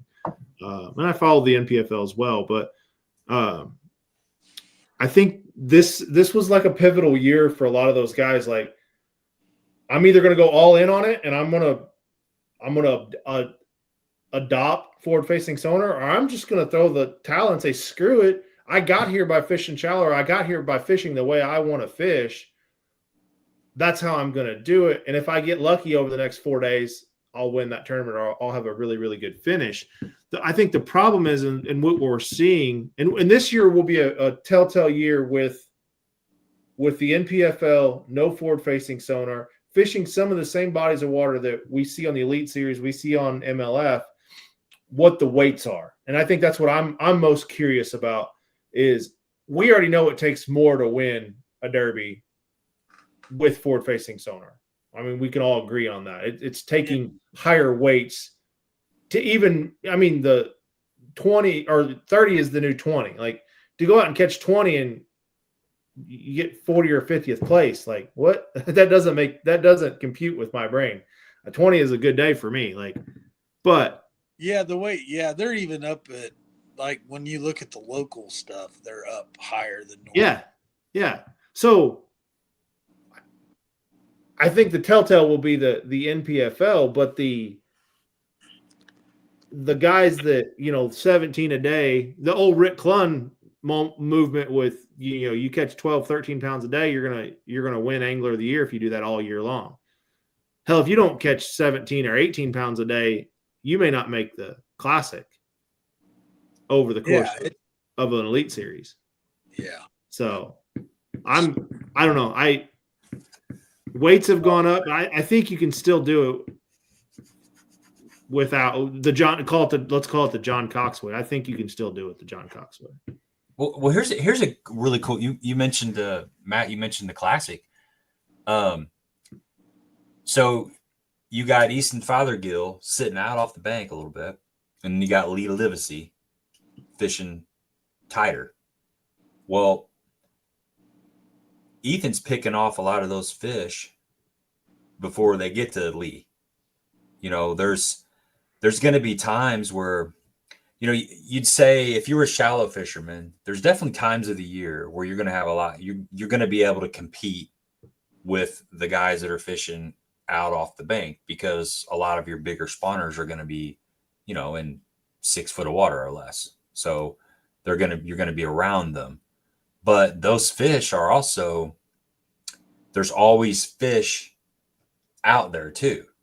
So what I'm getting at is those people that are working, that are focusing on live scope, there's not going to be a time where they can't compete. Now there is going to be a time where the shallow guys aren't going to be able to compete. So there's always like pre-spawn and post-spawn fish sitting out there, even while the spawners are up on the bank, right. Mm-hmm. But you guys are, I mean, I know you're probably all younger than me, but you're still old enough to remember fishing without forward-facing sonar, correct? Oh, yeah, 100%. Oh, yeah. Most of my fishing career is that's my roots, bro. Right, yeah. All right. Some of the people I was fishing against probably wouldn't remember it. But anyway, I can remember conversations. Man, if we can ever figure out, because everybody would get, it's springtime, they're spawning, and everybody's out there. Oh, we can't wait because the fish are shallow. And then the summer would come, and it was like, I got to drag a worm out deep. And you'd kind of, it's hot. And then you couldn't wait till fall. You would have another rush at fall. But we used to say after the spawn, where do they all go? They're all over the bank. Where do they go? And they're out there suspended. And the guys would have those little sneaky out spots, and they would win 3 or 4 tournaments in a row at home, little local tournaments. And we used to say the first person that can figure out how to catch all those suspended fish that we can't catch is really going to win a lot of events. Mm-hmm. And that's pretty much what forward facing did. It got to where you didn't have to worry about where they were on the bank. You just drove around and found them suspended and throw at them. And that's kind of what fishing's turned into in the last couple of years, in my opinion. Which is, I'm just a little one dude in a garage. Is it everywhere? You travel more than I. The reason I ask that, Matt, is you travel more than I do. You probably travel more than Gabe does. Is that population of fish on every lake? Is there a good population? No. Like, I used to complain about our lake, and then I went to other lakes, and it could just be me too. But I went to other lakes, and I'm like, I will never complain about Lake Norman again. Like Michigan, like Saginaw. I didn't have a great finish in Saginaw, but Saginaw was fun. There's a lot of fish. Like, it was easy to get a bite. The NPFL is coming to my home lake in 2 weeks. It's. I hope I don't zero. Now I say it's easy to catch a fish at Norman. It's hard to catch a 3-pounder at Norman. It probably won't be because it'll be a full moon and they should be spawning pretty good. So it should be a shootout for that time of year for our lake. But overall, if you came a different time, it's hard to catch a 3 or 4-pounder at our lake. It's kind of like Ozarks. Your Ozarks they don't look similar, but like, you know how you guys had a ton of 14 inchers? It's hard to catch a 3-pounder, 4-pounder. I mean, it was for me when I was there. And maybe it could be because of the fall, but gosh, I probably caught 40 fish every day at practice. And I think it wasn't until the 3rd day of practice I caught my first keeper. I mean, you could throw a jerkbait, 14.85, 14. I think we had a 15-inch rule then. I don't know how many 14, 50, 14.8s I caught in practice. Lake is full of those. But other lakes, like Santee has giant weights, but there is so much, and I'm not that experienced there. And yeah, if you find them, I guess you could whack them. But to me, it felt like, you're talking to the guy that finished 110th at Santee. I had a horrible finish. It felt like, you know that saying, what is it? 10% of the, or 90% of the fish are in 10% of the water. At Santee, it felt like 100% of the fish are in 1% of the water. They're like, throw on cypress tree. I've thrown on 90 million cypress trees. What cypress tree? I didn't catch any on any cypress tree. Throwing grass. I threw on grass, miles of it. They're probably all around me laughing at me while I'm throwing. Well, that's like somebody tells you at Lake of the Ozarks, go fish the docks. Yeah, they're not on every dock. No. I will tell you a funny story about Lake of the Ozarks. I almost got my first check in the NPFL. It was the last tournament at Lake of the Ozarks. And I was throwing my buddy, and my buddy Andrew, he might still be on here. He knows about this. He might be watching. He might not. His fishing partner makes a cool buzz bait that we're not supposed to talk about, but I'm talking about it. Because I caught every fish on his buzz bait. It has a unique squeaky sound to it. Until the last day they stopped biting his bait, and I had to pick up the whopper plopper. And with like 2 hours to go, I finally did. And all I had to do is literally catch maybe 4 fish. Actually, I think I had 3. I just had to catch 4 fish. I'm going to get my first check. And it was so hard to catch a 3-pounder. With like 2 hours to go, I find the one dock that has 2 3-pounders on it. I throw that whopper plopper down the side of a dock at Ozarks because you guys say to throw down docks. 3-pounder eats it, and as I'm bringing it around the boat, the other 3-pounder comes and is trying to eat it out of the other 3-pounder's mouth. What does Tater do? He pauses for a brief second, thinking, I'm going to catch a lemon here, 2 at a time. And that other 3-pounder knocked the whopper plopper out of the 3-pounder that I had hooked mouth, and I finished 39th, and Brad paid 38 places, and I missed 38th by 2 ounces. It cost me $7,500 because I paused that whopper plopper to track. Moral of the story, if you got a fish on, just bring it in as fast as you can. Yeah. Don't be greedy. Don't be greedy. Hey, is that buzzbait the same one that Nick Brown used? I don't know. I don't think so. Okay. Because he had a better spot. Yeah. Well, he had a sneaky little buzzbait, I think, too. I think he did. He? Yeah. Did he? Yeah. This little buzz bait, I can't even show it off. He said, "It's like a top secret for years." There's something about his partner only gets 1 a year. If you break it, you're done. You get 1 a year. That's funny. That's like my buddy Doug Cheatham that fishes Wapapello all the time. There's some guy that makes these. He calls them homemades. And they're a crankbait, and they're a carved crankbait, and they have a certain action. And they are so hard to get. It's hard to get this guy to, even in a tournament, you'll be fishing next to him, and you start talking. I've witnessed this fishing with Doug before. He has a conversation with the guy. Yeah, I got your homemades. I'll see you at weigh-in. You show up at weigh-in, he's gone. He ain't there. Where'd he go? He's like an apparition or something. He's there one minute and he's gone the next. So you might be waiting on these crankbaits for 2 years, and then you might only get 2 of them. You know, you just never know. So that is a good name though. The homemades. The homemades. Yeah. The homemades. They're known by a select few in the area. The select few. I got to. I had one. I thought it looked when all them guys were doing when you were talking about the no info rule or what information rule, and then everybody's getting DQ'd and all that. I said we should make a bait called the lie detector. Like this bait's so good you have to take a lie detector. I thought that's a good name. I copyrighted that every once and do not. I like it. Copyrighted here on this show on you. And thank God they got 12,000 YouTube subscribers. Not like I'm still at like 2. But last time I was on your show, you're supposed to get me to 300. I'm still at like 297 or something. Well, you're 298 now because Curtis subscribed. He was on here. I'll get you. I'll get you, man. Guys, come on, everybody on here, go over. I don't put it in stuff. Tater Hog some love. That's the problem. I don't, dude. This whole social media stuff for guys like over 50, like they say, well, you got to do hashtags. You got what the heck? I got a question. What is Chat GBT? I don't even know what that is. I heard that for the first time like 2 weeks ago, but I'm in the same boat with you. I know I've listened to podcasts about it, but I haven't really used it. I saw somebody today who was talking about like that's how you got to use it to make your grocery list. Like you tell them what you want to eat or what you want for supper, and then it's going to give you the whole like the recipes, everything, the order, and it puts it in your cart. AI. Artificial intelligence. Yep. It's kind of like forward-facing sonar. It still puzzles me. Dude, yeah. I can't keep my bait on the screen to see him bite it. So, I think that's my foot. That's that shake of too much coffee in the morning. That foot just quivers a little too much. Yeah. Well, it's like I'm my foot this way. No, that's too much. Go back. No, that's too far that way. No. And then I always have to have my boat forward. Like some of them guys can have it to the side. You know, I've got to spin my boat around to get it to where I want to cast. So I can see. And that was when we were using it. And then you're 5 feet from where you needed to, where the fish were at. Now you got to back up, and it's like, yeah, it's stupid. I don't like it. Whatever. But I'm not going to be that guy.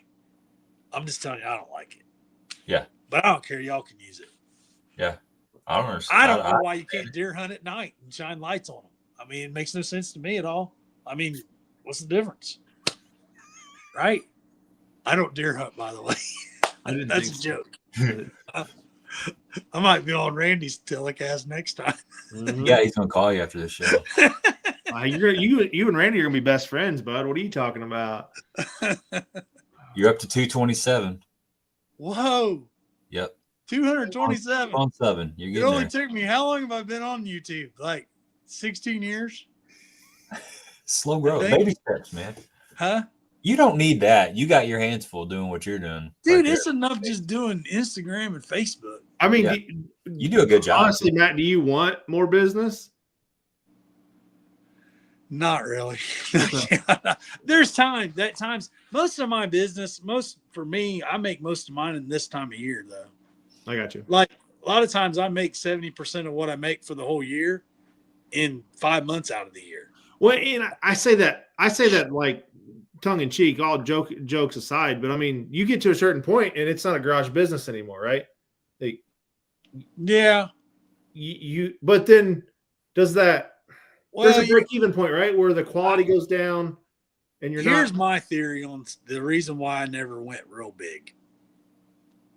It was, I got to hire employees. I got to find a shop. And it's nothing against people at all, but then I got to get work comp. Then I got to get this kind of insurance. Then I got to be there if I want to go fishing on a Tuesday. You know what I mean? And so then you start counting up all the overhead. Yeah, the employees are going to help you. Like a lot of people are probably shocked. I've been doing this longer than Buka. But Buka did it totally a different way. Got employees, got a shop. He wanted to go bigger. I had an insurance business before this. hired employees, had headache, had to pay rent, had to meet payroll, all that. And then when I found this I started as a hobby and it was a fun thing. And then I was like, yeah, maybe you make this much more money when you go big, but you have this much more headache. There's something to being smaller. And like I was going to tell you earlier, Gabe, you were talking about your wife said, we'll be fine. You want to keep the boat versus selling the boat. There's more to life than just money. I mean, there really is. And you figure that out as you get older because there was a guru on Instagram that used to say, you come here with nothing and you leave with nothing. All you have are the experiences, guys. And money doesn't just buy. I mean, it can buy some experiences, but even what I'm doing, I found out, it's just a more expensive fishing tournament. I still fish just as hard in the NPFL as I do. I say that when we have a little $25 Wildcat and the 12 boats show up, I'm telling you, I fish just as hard as I do for that little thing as I do for the NPFL. Maybe even a little bit harder because sometimes harder, yeah. But I mean, it's your buddies that you want to whip their butts, right? So if you've never done it, you're not. It's basically a tournament, and there's a bunch of guys there, but you're still fishing against the fish, not the people. Yeah, if I can figure out how to catch 20 pounds a day, I don't care who's fishing in it. I'm going to probably beat anybody on most lakes, 20 pounds a day. Right, absolutely. So are you still, and you guys may have talked about this before I got on here, are you still a one-man shop? Yeah, I've had people help me. I've had friends and stuff come over and saying some stuff. And my daughters I taught them, believe it or not, I'm the third best artist in our family. I have two daughters, and Alyssa and Tori, they're great artists. They've actually fooled for me. I had to bribe them, hey, please help me out. I'm like behind. They're actually the only ones that I've taught other people. They weren't as good. Alyssa and Tori can foil, but they don't like fishing. They don't even want to talk about it. Are you self-taught? Pretty much. I mean, I told Gabe about it. There was a forum, and I had some older than me.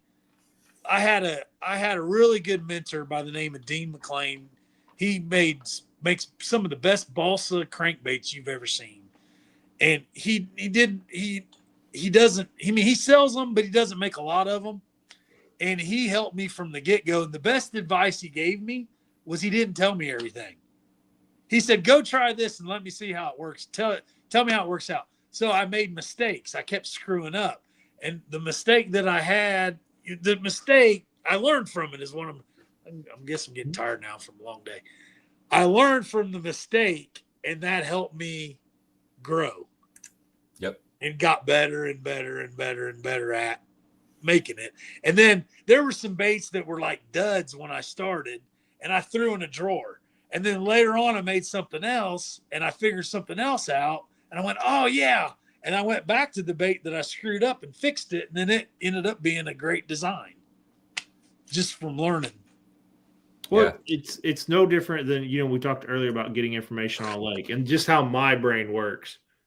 I had a friend of mine, I was going to not a new body of water, but a body of water I don't fish much. And he's like, well, just holler at me before you come down. I'm like, nope. Like, give me an idea where the fish are at, and then I'll figure out the rest. And he's like, okay, like if you want to go through all that pain and anguish, that's fine. But I learn more that way. If you tell me what to go do on said body of water, that's all I'm going to focus on. I'm not going to go outside the boxes and expand on that. But if I go in there and I have to figure it all out on my own, I've already exhausted all those other options and went down the paths. So trial and error, trial and error is a great teacher. You got a fellow painter in here, Mr. Mike Russell from Bag 5. Good to see you on here. Hey, back to that guru that said you come in with nothing and you leave with nothing. Yeah, I think it's some dude on Instagram or something. I like that. There's a lot of truth to that. I pulled up to the boat ramp today, and I was sitting over there getting all my stuff ready, and this older gentleman pulls up, and he's really slow. He's having a hard time getting around, and he gets all his stuff loaded up in his boat and stuff. And I waited, I waited and waited, and then finally I pulled up because I was ready to dump my boat in, and he kind of waved me on, go ahead, and I backed my boat in, ran it up on the bank, pulled up in the parking lot, got out, and I was walking down to get in my boat, and I was, talking to him, and he ended up dumping his boat in. He had the rope tied on. He let his boat drift off the trailer and pulls it up, and he's got his boat's full of stuff, and it's like a 14-foot boat. I got a 16-foot 50. His is like a 14-36, and it's got a modified V, so it's kind of squirrely like this. And this guy's he's got his boat pulled up on the boat ramp, and he's having a hard time getting in the boat. He's having to lift his leg up onto the front deck and crawl up in it.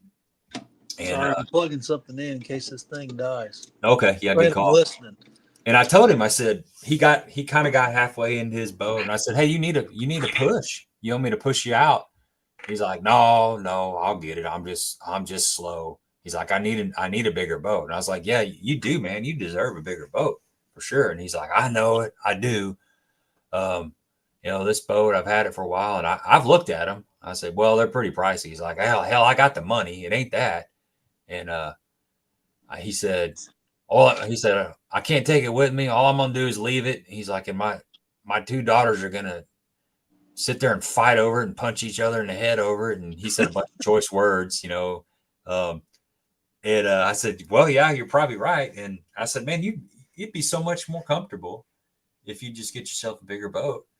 So yeah, you're right. I've been looking at them on Facebook, and I just haven't pulled the trigger.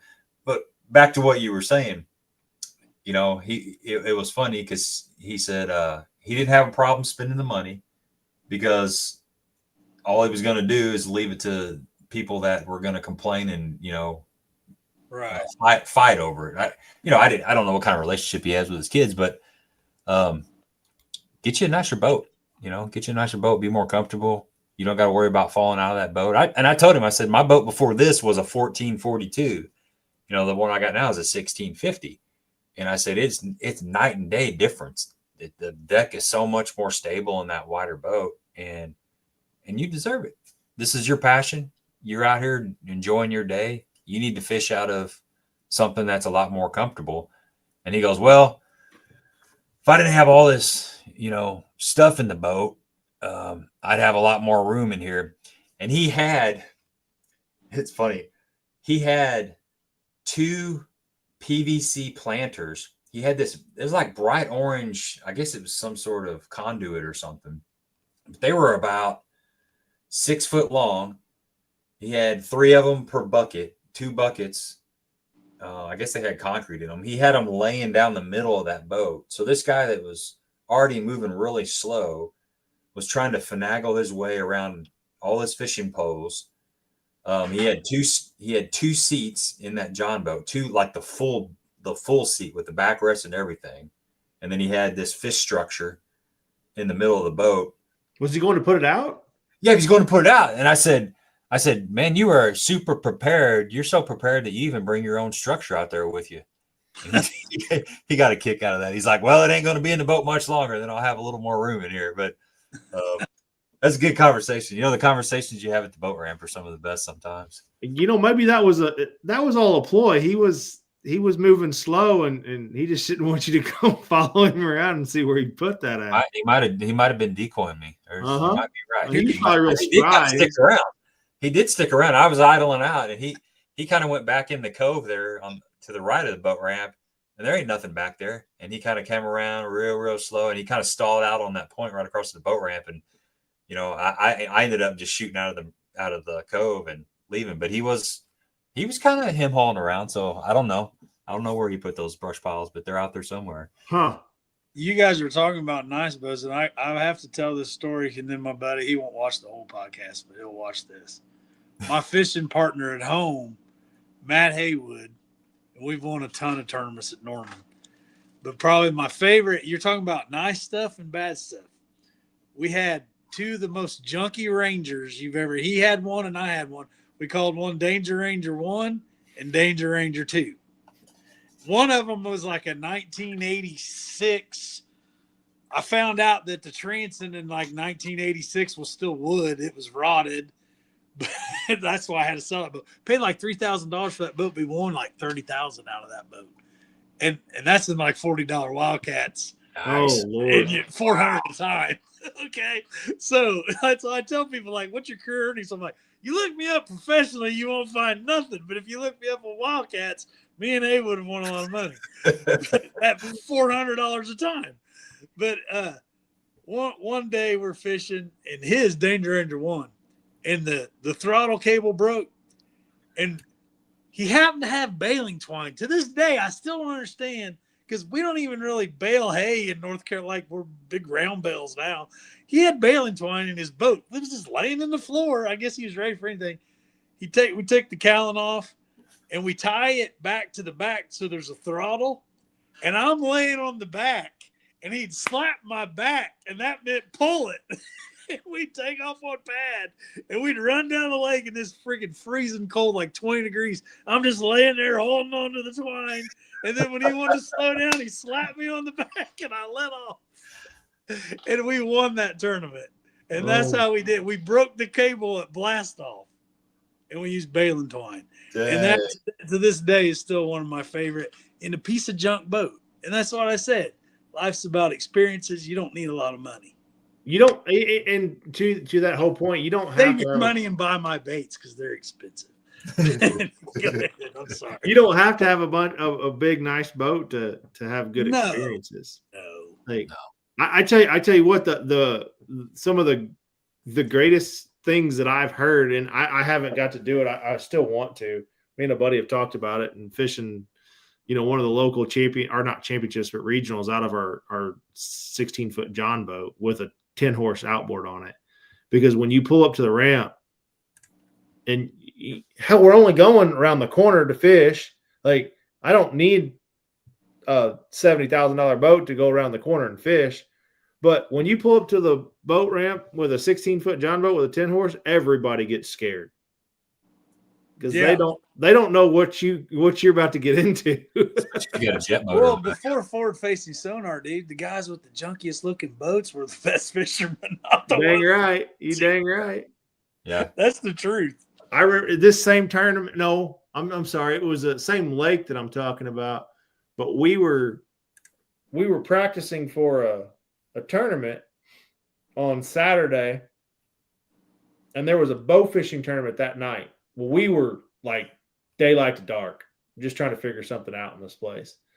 Well, we saw all the boats put in to go bow fishing that night. Well, as we got there that morning, they're leaving.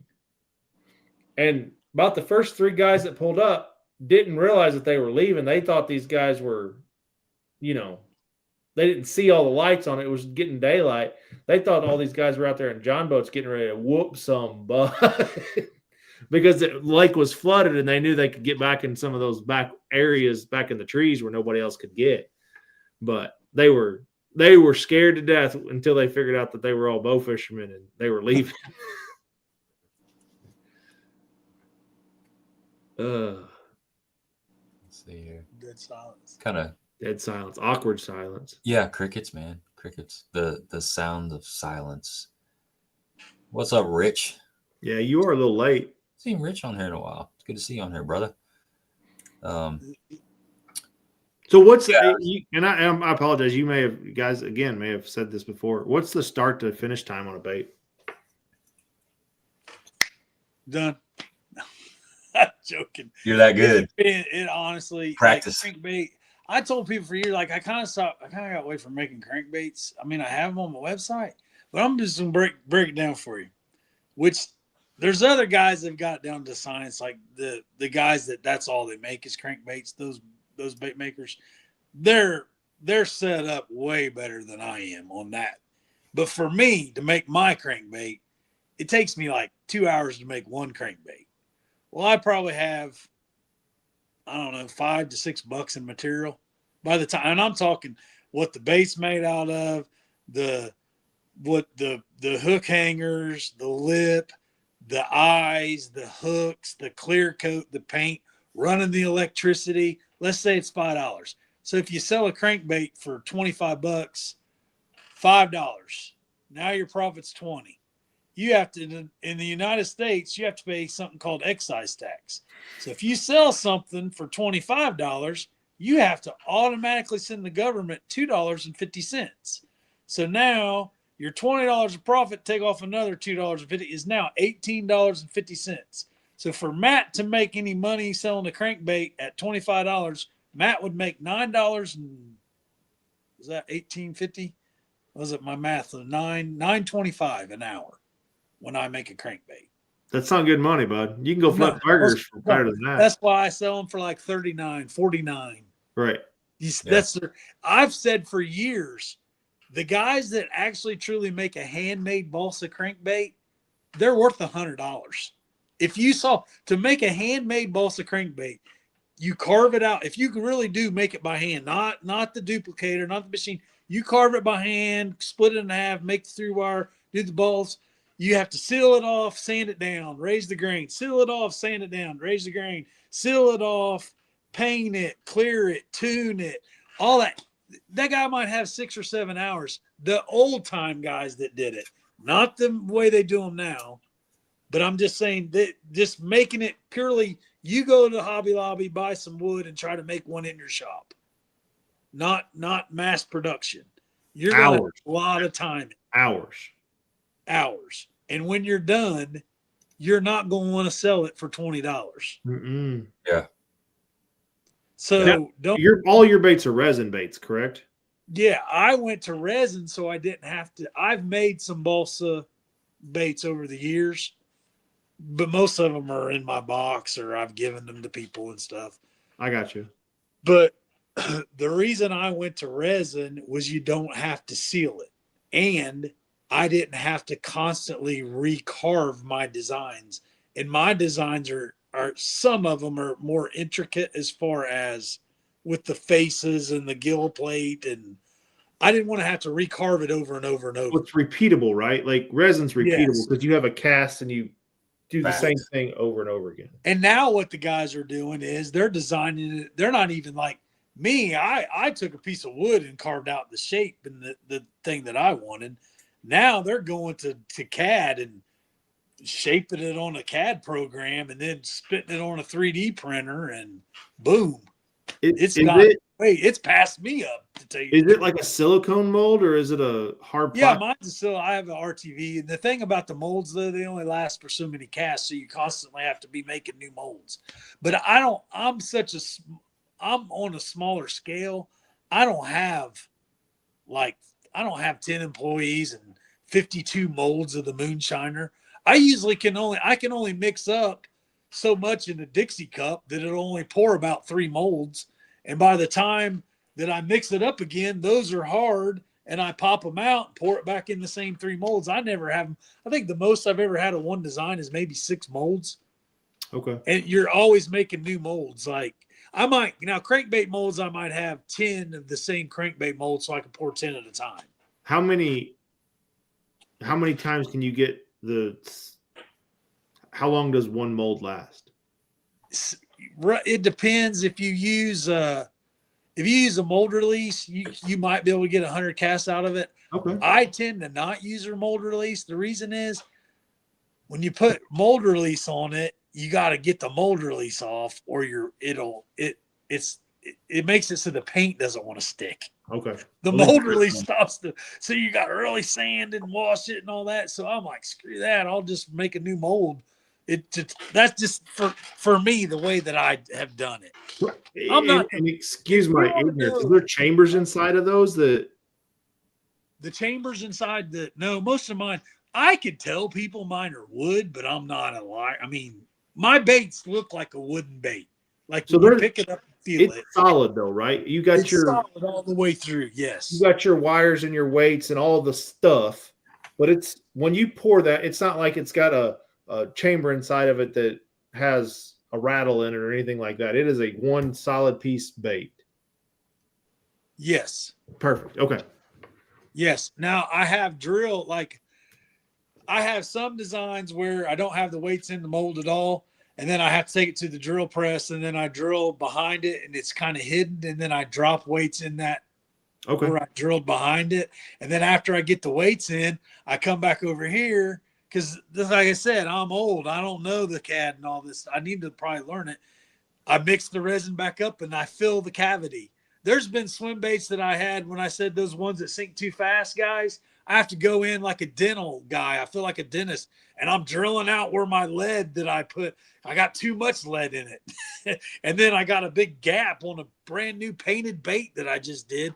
And I mix up the resin, I fill the gap, sand it back down, and I blend it and re-clear over it. And you guys didn't even know that I did all that. And people are like, why are they 200? Because I had so many, there's a lot of steps to it.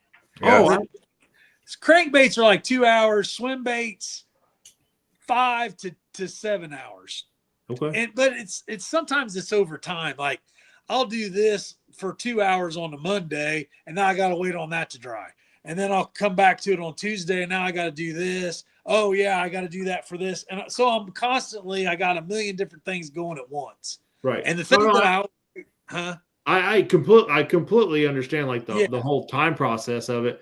It just intrigues me, like the start to finish. You know, you carved it by hand, you built your mold, you poured it. That's the part that gets me is the once it's all ready to go and you got to paint it. Like that's beyond me. painting is actually 10% of it. Painting Yeah, was actually the only part that's fun. but that's the one that catches the fisherman is the paint. Yeah. Yeah. So- Well, yeah. And There's nobody wants a spray painted white bait that old JB made. I promise you that. So I ain't no good at painting. I lost that ability. My grandfather was a taxidermist, and he could make a fish look like it came out of the water. I never got that skill, unfortunately. There's times like for years, like everybody always like, why don't you have the fin on the side? Like go look at some of my baits. I don't put the fin. I did one of them baits you showed. I started painting the fin. Like guys, I could paint the fins. I could put the fins on top if I really wanted to. But I was like, why? I mean, it's just overkill. You think the fish looks at it and says, man, it doesn't have a side fin. Like there, I don't have side fins on those baits. Yeah. If they got that good a look at it, they probably ain't gonna eat it anyway. But I'm like, yeah, I never put the fins up on the backs like some of those guys carving the mega, because if you hit a rock, it could break the fin. I never did the swivels because I thought if the swivel broke, how am I going to replace the swivel? There's your side fin. Yeah, I painted those. I could probably paint more if when do you stop? I guess you could constantly keep putting more and more detail. And then I'm out here selling this week. My hot item has been unpainted bone. Doesn't even have any paint on it. But guess what? They like bone. They bite bone. It's a great color. But they do like the other colors too. I mean, it's the action. I've always been kind of, I don't know. Everybody's always like, man, you paint so good. Man, you paint so good. And I'm like, man, did you not see how good that thing swam? Or did you not see how that thing looked? Like, I think sometimes I was more, I don't know, I always liked the carvings more than really the paint. Dude, so you have like I like Megabass, like the guy how you pronounce it? The carving, like the Japanese, some of the Japanese style baits, like the carvings and the way that's the art part. Is that out of balsa when you carve that? Yeah, I start with balsa. So you have a razor knife. And you're carving I've used my fingernails. All I use to carve is a hobby knife, my fingernails, a Dremel. I got a Dremel and sandpaper. Dude, you just go to Hobby Lobby and buy a little block of balsa. Draw out the shape that you want. Like, I mean, if you want, just trace out a shape. Like start with a crankbait. Cut that little shape out and then just start, like it's still going to have corners, and you're just slowly taking off each side of the corners, kind of rounding it, and it's going to look kind of choppy while you're doing it from each one of the cuts. Then when you start sanding on balsa with sandpaper, it just starts shaping it. And then when I was telling Gabe, if one side looks like it's off a little, well then kind of cut some of it off and then shape it some more. And if you might have started out saying you wanted a bait this big, but then it screwed up with the wood, and now you got to mini little crankbait, I guess. Hmm. I don't know. See, there I am carving, and Here I'm we go. shaking. Yeah, here's the process. That's one of my So, and then same, I'm same kind of grandfather that was a taxidermist. He carved hummingbirds out of like 2x2 blocks of wood. I think I've always thought, well, how far could I go with the detail? I get it to a certain point, and then I just mold it, and then I put the rest of the detail on paint. But I'm making fishing lures now. If I was trying to win an award for best carving fish ever carved, yeah, I think I would do all the little scales and burn them in and keep going with the detail. Is that this right here just an X-Acto knife? Yeah, X-Acto knife. Oh, damn. Yeah, and then and I've kind of marked it, and I'm digging. I'm in cutting right there. I've kind of marked with a marker where I want the gill, and then the hardest part is making both eyeballs straight. That's I told Gabe. If you look at the moonshiner, one of my eyeball is something with my eye. It must be my left eye versus my right eye. Most of my baits, I know they're like crooked, dude. This eye is always lower than the other eye. Like every one. And then when I go to glue the lips in on the moonshiner, I have to look at the whole shape of the bait, not the freaking eyes. Because if not, I cockeye the lip because I'm basing it on how the eyes are. And that's all cosmetic though, right? Yeah, it's all cosmetic. The big thing catches fish like crazy. Yeah. We got your right running one and your left running one. Yeah. But it is true every time though. And when you go, like when I tune them, 9 out of 10, I always have to bend it to the right. Like, you know how you tune a crankbait? It's every time with my baits. If you get one out of tune, go right. It's something with, like, I tune most of them before I ship them out. But it's something with maybe, what is it, that strong eye? Like, dominant eye? Yeah. That's something funny. with that. Yeah. Because remember, I'm not a machine. I'm human. So you make errors. But one of the greatest crankbaits ever, the wigglewort. Why is it that everyone wants the old wiggleworts and not the new wiggleworts? Because somebody screwed up in the mold and it made it off center, which makes the wigglewort kick out and hunt, which hardcore crankbait fishermen swear by the pre-Rapella? Yeah. Am I right? Wiggleworts.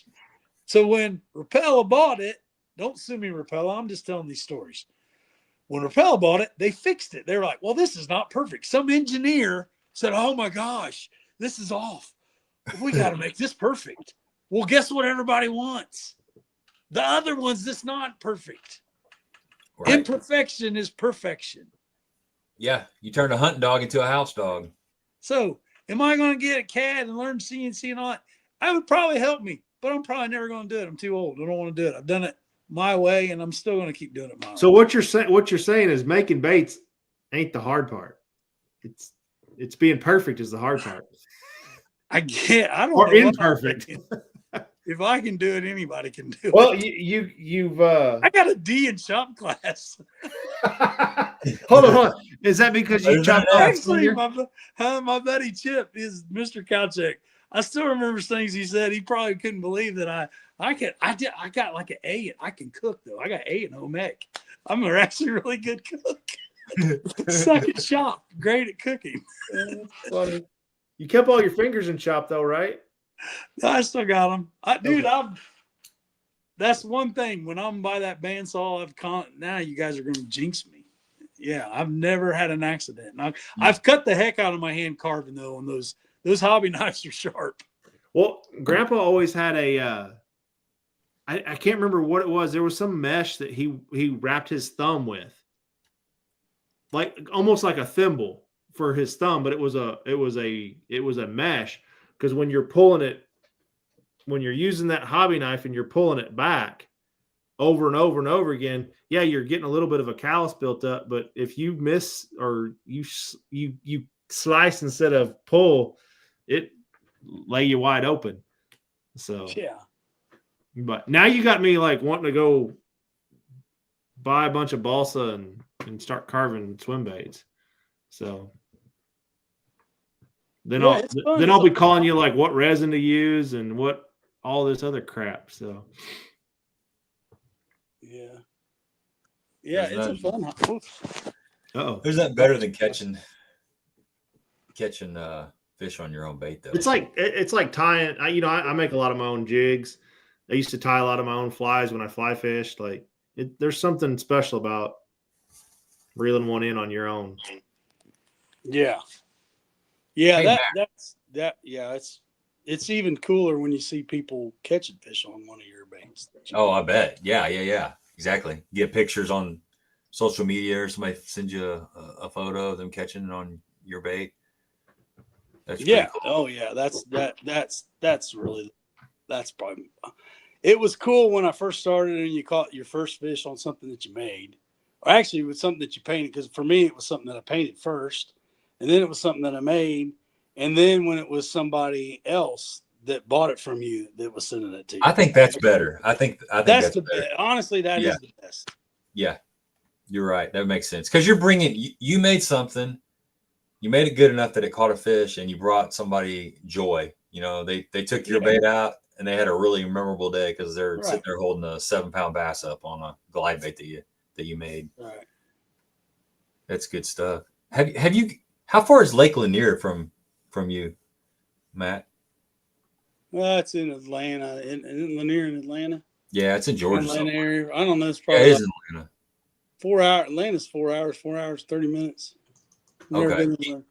Do you know anything about the well, so I was watching last night, I was watching on Netflix. It's called Unsolved, and it's like this Netflix documentary. It's a series. They have, they got like a haunted house, and they got, this certain thing. Well, Lake Lanier is one of the subjects that is in that video, and it's apparently the lake is supposed to be haunted.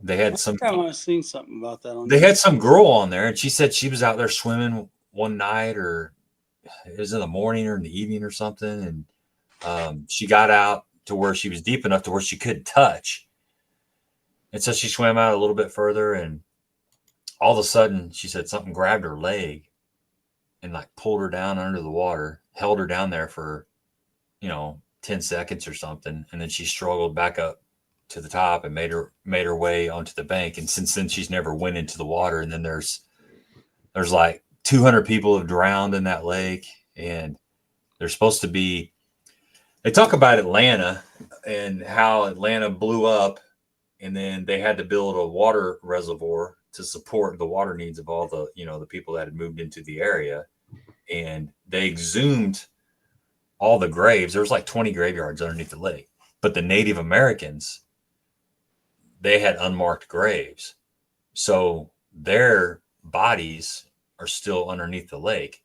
So one of the theories is that it's the souls of the Cherokee and the Creek Indians coming up and kind of haunting the lake. And then there's also a rumor, or there's also another theory, that it's all the people that have drowned in the lake, their spirit is still in the lake, and they grab people that are swimming, or there's just been a bunch of weird stuff. I didn't know if you'd ever heard of that.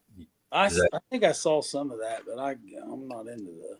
It's pretty crazy, man. I had never heard of it, but it makes me. I've never been to Lake Lanier, but it makes. There's me a place. There's an Indian burial ground on Baden, and Baden's a little local lake here in North Carolina, and we have a lot of night tournaments. And there's guys that say they don't ever go to that bank at night. Really? They've heard weird stuff. Yeah. Like Sasquatch type stuff, or just honestly, I never went to that area of the lake at night either, and I'm definitely not going now. They told me. Yeah.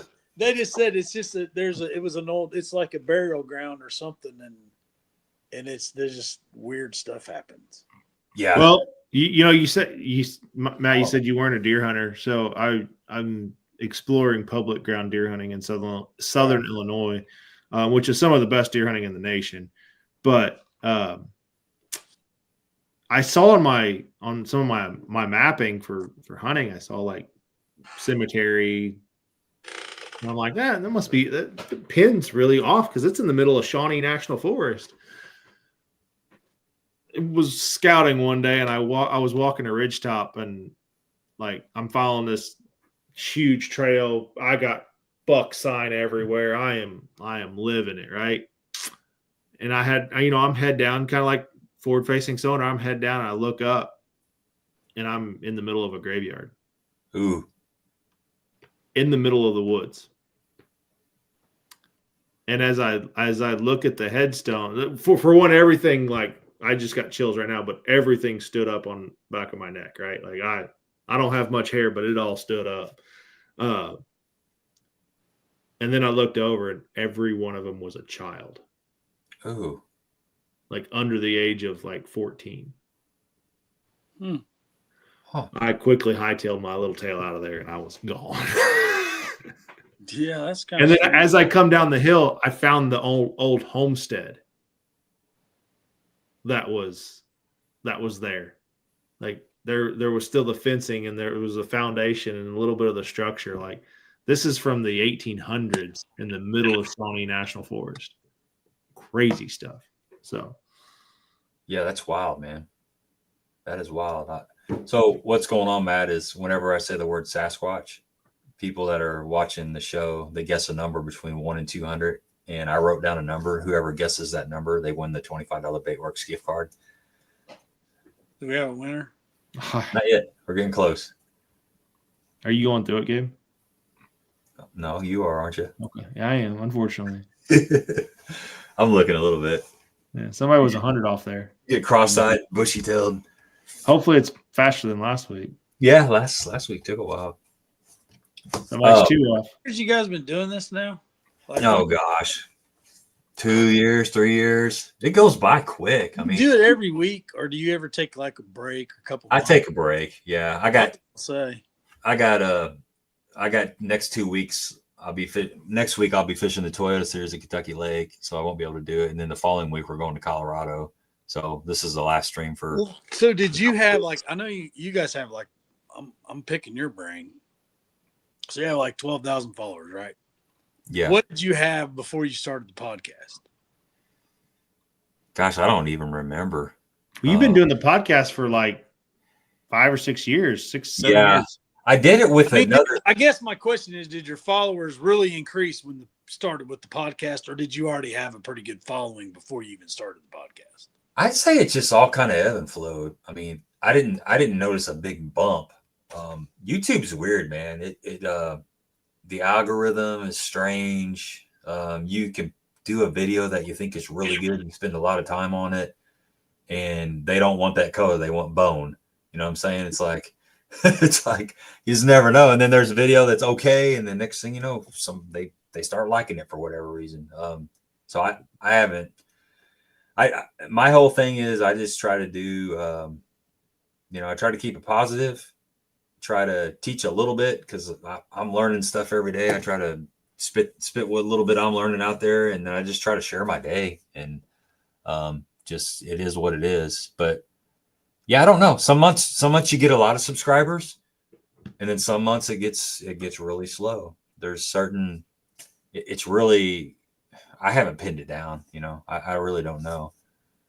But it's just curious. Yeah. Well, like tonight, there's a few people on here that know you. So that's somebody that probably wouldn't have found out about my channel unless you're on here as a guest. So that, that's, you get some traffic that way. And you might have lost subscribers tonight.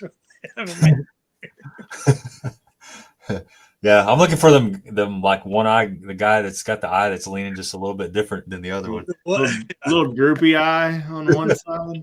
You guys are all gonna be looking. Let me see that baited taters. Yeah, get that. I tell you now, what. I wasn't knocking the Rapella wiggle work. It's still you're right though. It's fish, and it might be all in our heads. You know what I mean? Well, anyway, go ahead. I tell you what, the first one that I carve out, I'm gonna make one have a little droopy eye, and I'm gonna put mat on the side of it. So I wish it wasn't that way. I mean, how did I do that? Why did I do that? Mine's going to look like one of those big head carp. It's going to have one eye that's way down here and then one eye that's up here. Look like what was that guy in Goonies? Remember Yeah. You know what I'm talking about? I don't know his name, but I remember. Yeah, that guy was interesting looking. I remember the guy. Yeah, Chuck. He called the kid Chunk. Hey, one more question real quick before we wrap it up. I sent you the winner, Gabe. Did you? Already? Okay. I'm not paying attention. 10. I got to back her up. Okay. And we've been asking this question to everybody that's been on here. If you had 2 hours to fish and you had one bait, you could fish any bait you wanted, and you went to the lake and the fish were absolutely going crazy over it, like they'd never seen it before. It doesn't matter what time of year, it doesn't matter the lake, that's irrelevant. It's just you tie a lure on, you go down, and for 2 hours, they're absolutely crushing it. What would that bait be? Oh, just like what's fun to catch? What you like? No, I mean, yeah. I'm saying like the exact, like if I say, oh, top water, oh, spinnerbait, oh, jig, you want and like the type of top water or the type of jig. You got to narrow it down. And it can be something that maybe you've always wanted to have a good day on, but you never have, or something you just enjoy catching fish on, or something that's super seasonal. It only happens like for a couple week window, and you're like, man, I wish we could catch fish off a bed all the time. Or, you know, what I started out with, I don't know if JB was here when I was talking. To this day, my favorite bait that I've designed is the Angry Gill bait, the brim bait. One, I like brim bed fishing. Two, I'm really like topwater fishing. And it is a combination of a glide bait, because the guys that like the glide bait bite, because it's a bigger bite, when they hit it pretty hard with force usually, because it's a bigger fish. It's a bigger fish and it's a bigger bait, and the fish try to eat it harder to kill it. And that's kind of a combination of topwater. I made it so I like it and I enjoy fishing it, and it's kind of got a glide bait principle, but it's only on top. So that would be the one time a year that I actually enjoy catching them the way that I like to catch them, is when I'm throwing my Angry Gill bait. And I got different sizes. I love the way that thing looks. That guy right there. Angry Gill Jr. is probably the most popular. That's the actual Angry Gill. I haven't made many of those. How big is it? It's been kind of a confusing thing, because people call the Junior the Angry Gill, because I rarely have the big one on my website. And then I had an old prop bait that I cut in half and made another Angry Gill because it was smaller, but I called it Little Angry. So that's the original Angry Gill. Then I have Angry Gill Jr. and Little Angry. On my website right now, Angry Gill Jr. and Little Angry. Angry Gill's not even on there, the big one. How big is the big one? It's hold on. I got a couple. Hold on. Well, I'm trying to find Curtis. Curtis, Curtis, you won. I can't find you, but the big one's pretty good size. Hold on a second. That is pretty good. Holy cow! Oh yeah, that's a big one. Yeah, it's big. That's what I'm having a hard time with the camera. Yeah, I But then there's another size that's like half this, and then the smaller one about the size of the prop bait. The one that everybody buys is the Junior, the mid-size. So how long is the Junior and how long is the original? Oh man, you asked me all these questions. I have to measure them. I don't have this stuff by memory, and I should. I don't want to mix them, shouldn't I? Inquiring minds want to know. What does it say on my website? Because I would have measured it. Now I got to find a Junior. Hold on. We're looking. Well, there's a little. I had a Junior here. So yeah, I think I gave it to somebody. Dang, what did I do with that Junior? All right, hold on here. We're going to. I'm looking at it right now. The Junior. Flip this around. Well, it says the Junior is a 5.5 inch profile, and it's an ounce and a half. That's not bad. Can you guys see this? Because I'm doing this. Yeah. That's the biggest one. The Junior's in between. That's little. Pull that over towards that shad crankbait. Pull both of them over towards that shad crankbait. They'll be in the camera better. You moved everything. Okay, like Look to turn the your right. phone towards the tail of the bluegill. Like pan your phone Go towards the this tail. way? There you go. A little Keep more. going. Keep Little going. more. A little Little more. more. A little more. There you There. go. Now we can tell. So that's significantly different. Like larger. Really, the junior's about like that, but Okay. does that help? Yeah. So the one on the bottom is the one that's your best seller, or the junior's in the middle? Not this bait, the one in the middle. Okay, junior. that's your best seller. That's of this design. I don't put this on much because most people didn't like the size. It was too big for them. Yeah. So the junior's still 5.5-inch bait. Yeah, it's still a good size bait. It's more like a glide bait. The junior is more the size of a typical glide bait, like my Hogfather Junior or the Chad size. Like what's the normal? I don't know KGB's all their baits, but what's the middle? What's the most popular one that he says? The Chad. I'd say the Chad probably. It's like the Hogfather, the Angry Gill Junior is about that size, only a brim. Yeah. Okay. Gotcha. This is bigger. I mean, this is not too big. I mean, you could still anyway. Well, what is the best selling bait? It's rotated through the years. Probably the last 3 or 4 years, probably the Hogfather Junior. The Hogfather, the glides, the shad glides have been really popular. Okay. For the last 4 years, maybe. But it's partly with think of how they've come on to the last 4 or 5 years. Yeah. And it's still, back on my theory, it's actually a thing that you still use forward-facing sonar with. Right. Sloth. That's who the guy was from Goonies. Sloth. Yeah, Sloth Love Chunk. Rocky Road. I have probably I don't know, 3, like the Moonshiner's popular during the shad spawn, so this time of year. Yeah, Andrew, he likes the Moonshiner. The Moonshiner can catch them. I tend to throw the Moonshiner, the Angry Gill, and the Hogfather Junior. Those are the 3 that I probably have tied on the most of all my designs. If I was going to fork, I would throw the Hogfather. But I tend to, in the area where I live, the junior, they like that size better. It's just it's a smaller bait. Small. It's not small. The Hogfather's like an 8.5-inch gizzard. And there's certain areas of the country that I think they key in more. I'm not saying I can't catch them on Norman on an 8.5-inch gizzard, or you can't catch them at the Ozarks on an 8.5-inch gizzard. But I think I can catch the same fish throwing a 7-inch one as an 8.5, and I can be a lot more accurate to that dock with a 7 than I can the 8.5. But it's to every fisherman's different. So that's the Hogfather Junior. Yeah. It says it's a 7-inch, almost 2 ounces, slow sink. Yeah, but you go to the OG on that, and it's quite a bit heavier. 4 point. I think I know that one. It's like 4.5 or something ounces. Yeah, you got 4.6 on there. 4.6. That's an 8.5-inch bait.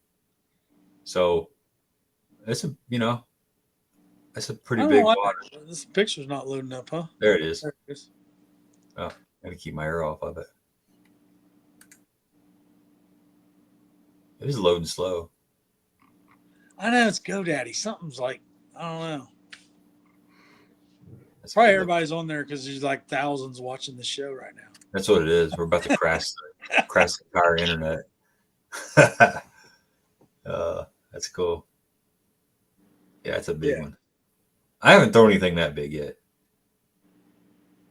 Not that weighs that much. I've thrown some fairly big sized baits, but they weren't like 4.5 ounces. Yeah. So good deal. Well, cool. Get this out of here. Well, let's wrap this up. We've been on here for quite a while. We covered a lot of ground, a lot of good information, had fun. I appreciate you taking your time, Matt, and hanging out with us. And I appreciate you guys asking me and letting me promote my stuff on your channel to 11,999 more followers than I have. Or maybe is it 11,000? No, you got like 6 more followers tonight. Man, you guys should have me on here every week. I might get to 400 and by the end of the year. Yeah, by the end of the year. Yeah. Maybe I should I buy? Can you buy followers on YouTube? You can buy anything. I'm not buying followers. You can buy anything you want in this whole world. Everything's for sale for the right price. So hey, good luck. Good luck on the. Thanks, guys. I need it. Yeah, you'll be all right. Absolutely. I need a good finish. I don't want to. Yeah, I got pressure on me because I'm at my home. I don't have any excuses now. My past has been never been here before. Don't know what I'm doing. I'm inexperienced. Now I'm like going to a lake that I basically live on. You can't blame it on forward-facing sonar. Well, honestly, Norman is one of the lakes you could use it, but I don't think it would have mattered. I don't think it would matter. Maybe it would. Maybe I'm wrong, but usually Norman's about this dock is a 5-pound dock. That place is a da-da-da-da-da. Yeah. So you could drive around and yeah, maybe they can still catch them out in the middle and stuff like that. But I think it's not as we don't have it, so it don't matter. Yeah. Thanks guys for having me on. Hey, no problem, man. Good luck. Yeah.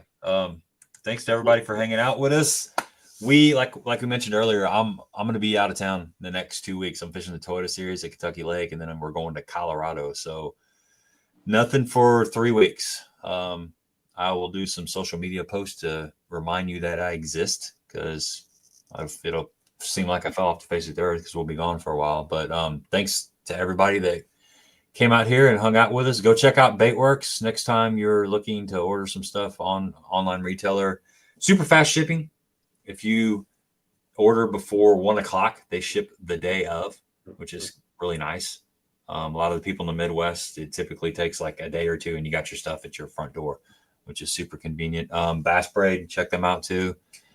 And thanks for everybody that hung out with us. Go check out Tater Hog. He's got a lot of good stuff. A lot of eye candy. You can actually put a lot of his baits on your Christmas list. It's an investment, but it may be something that, people are always asking, what do you want for Christmas? Most of us got, we're sitting pretty good. There's those things that we haven't quite jumped over to. They're maybe just a little bit outside of what we're willing to pay. That's a great Christmas gift.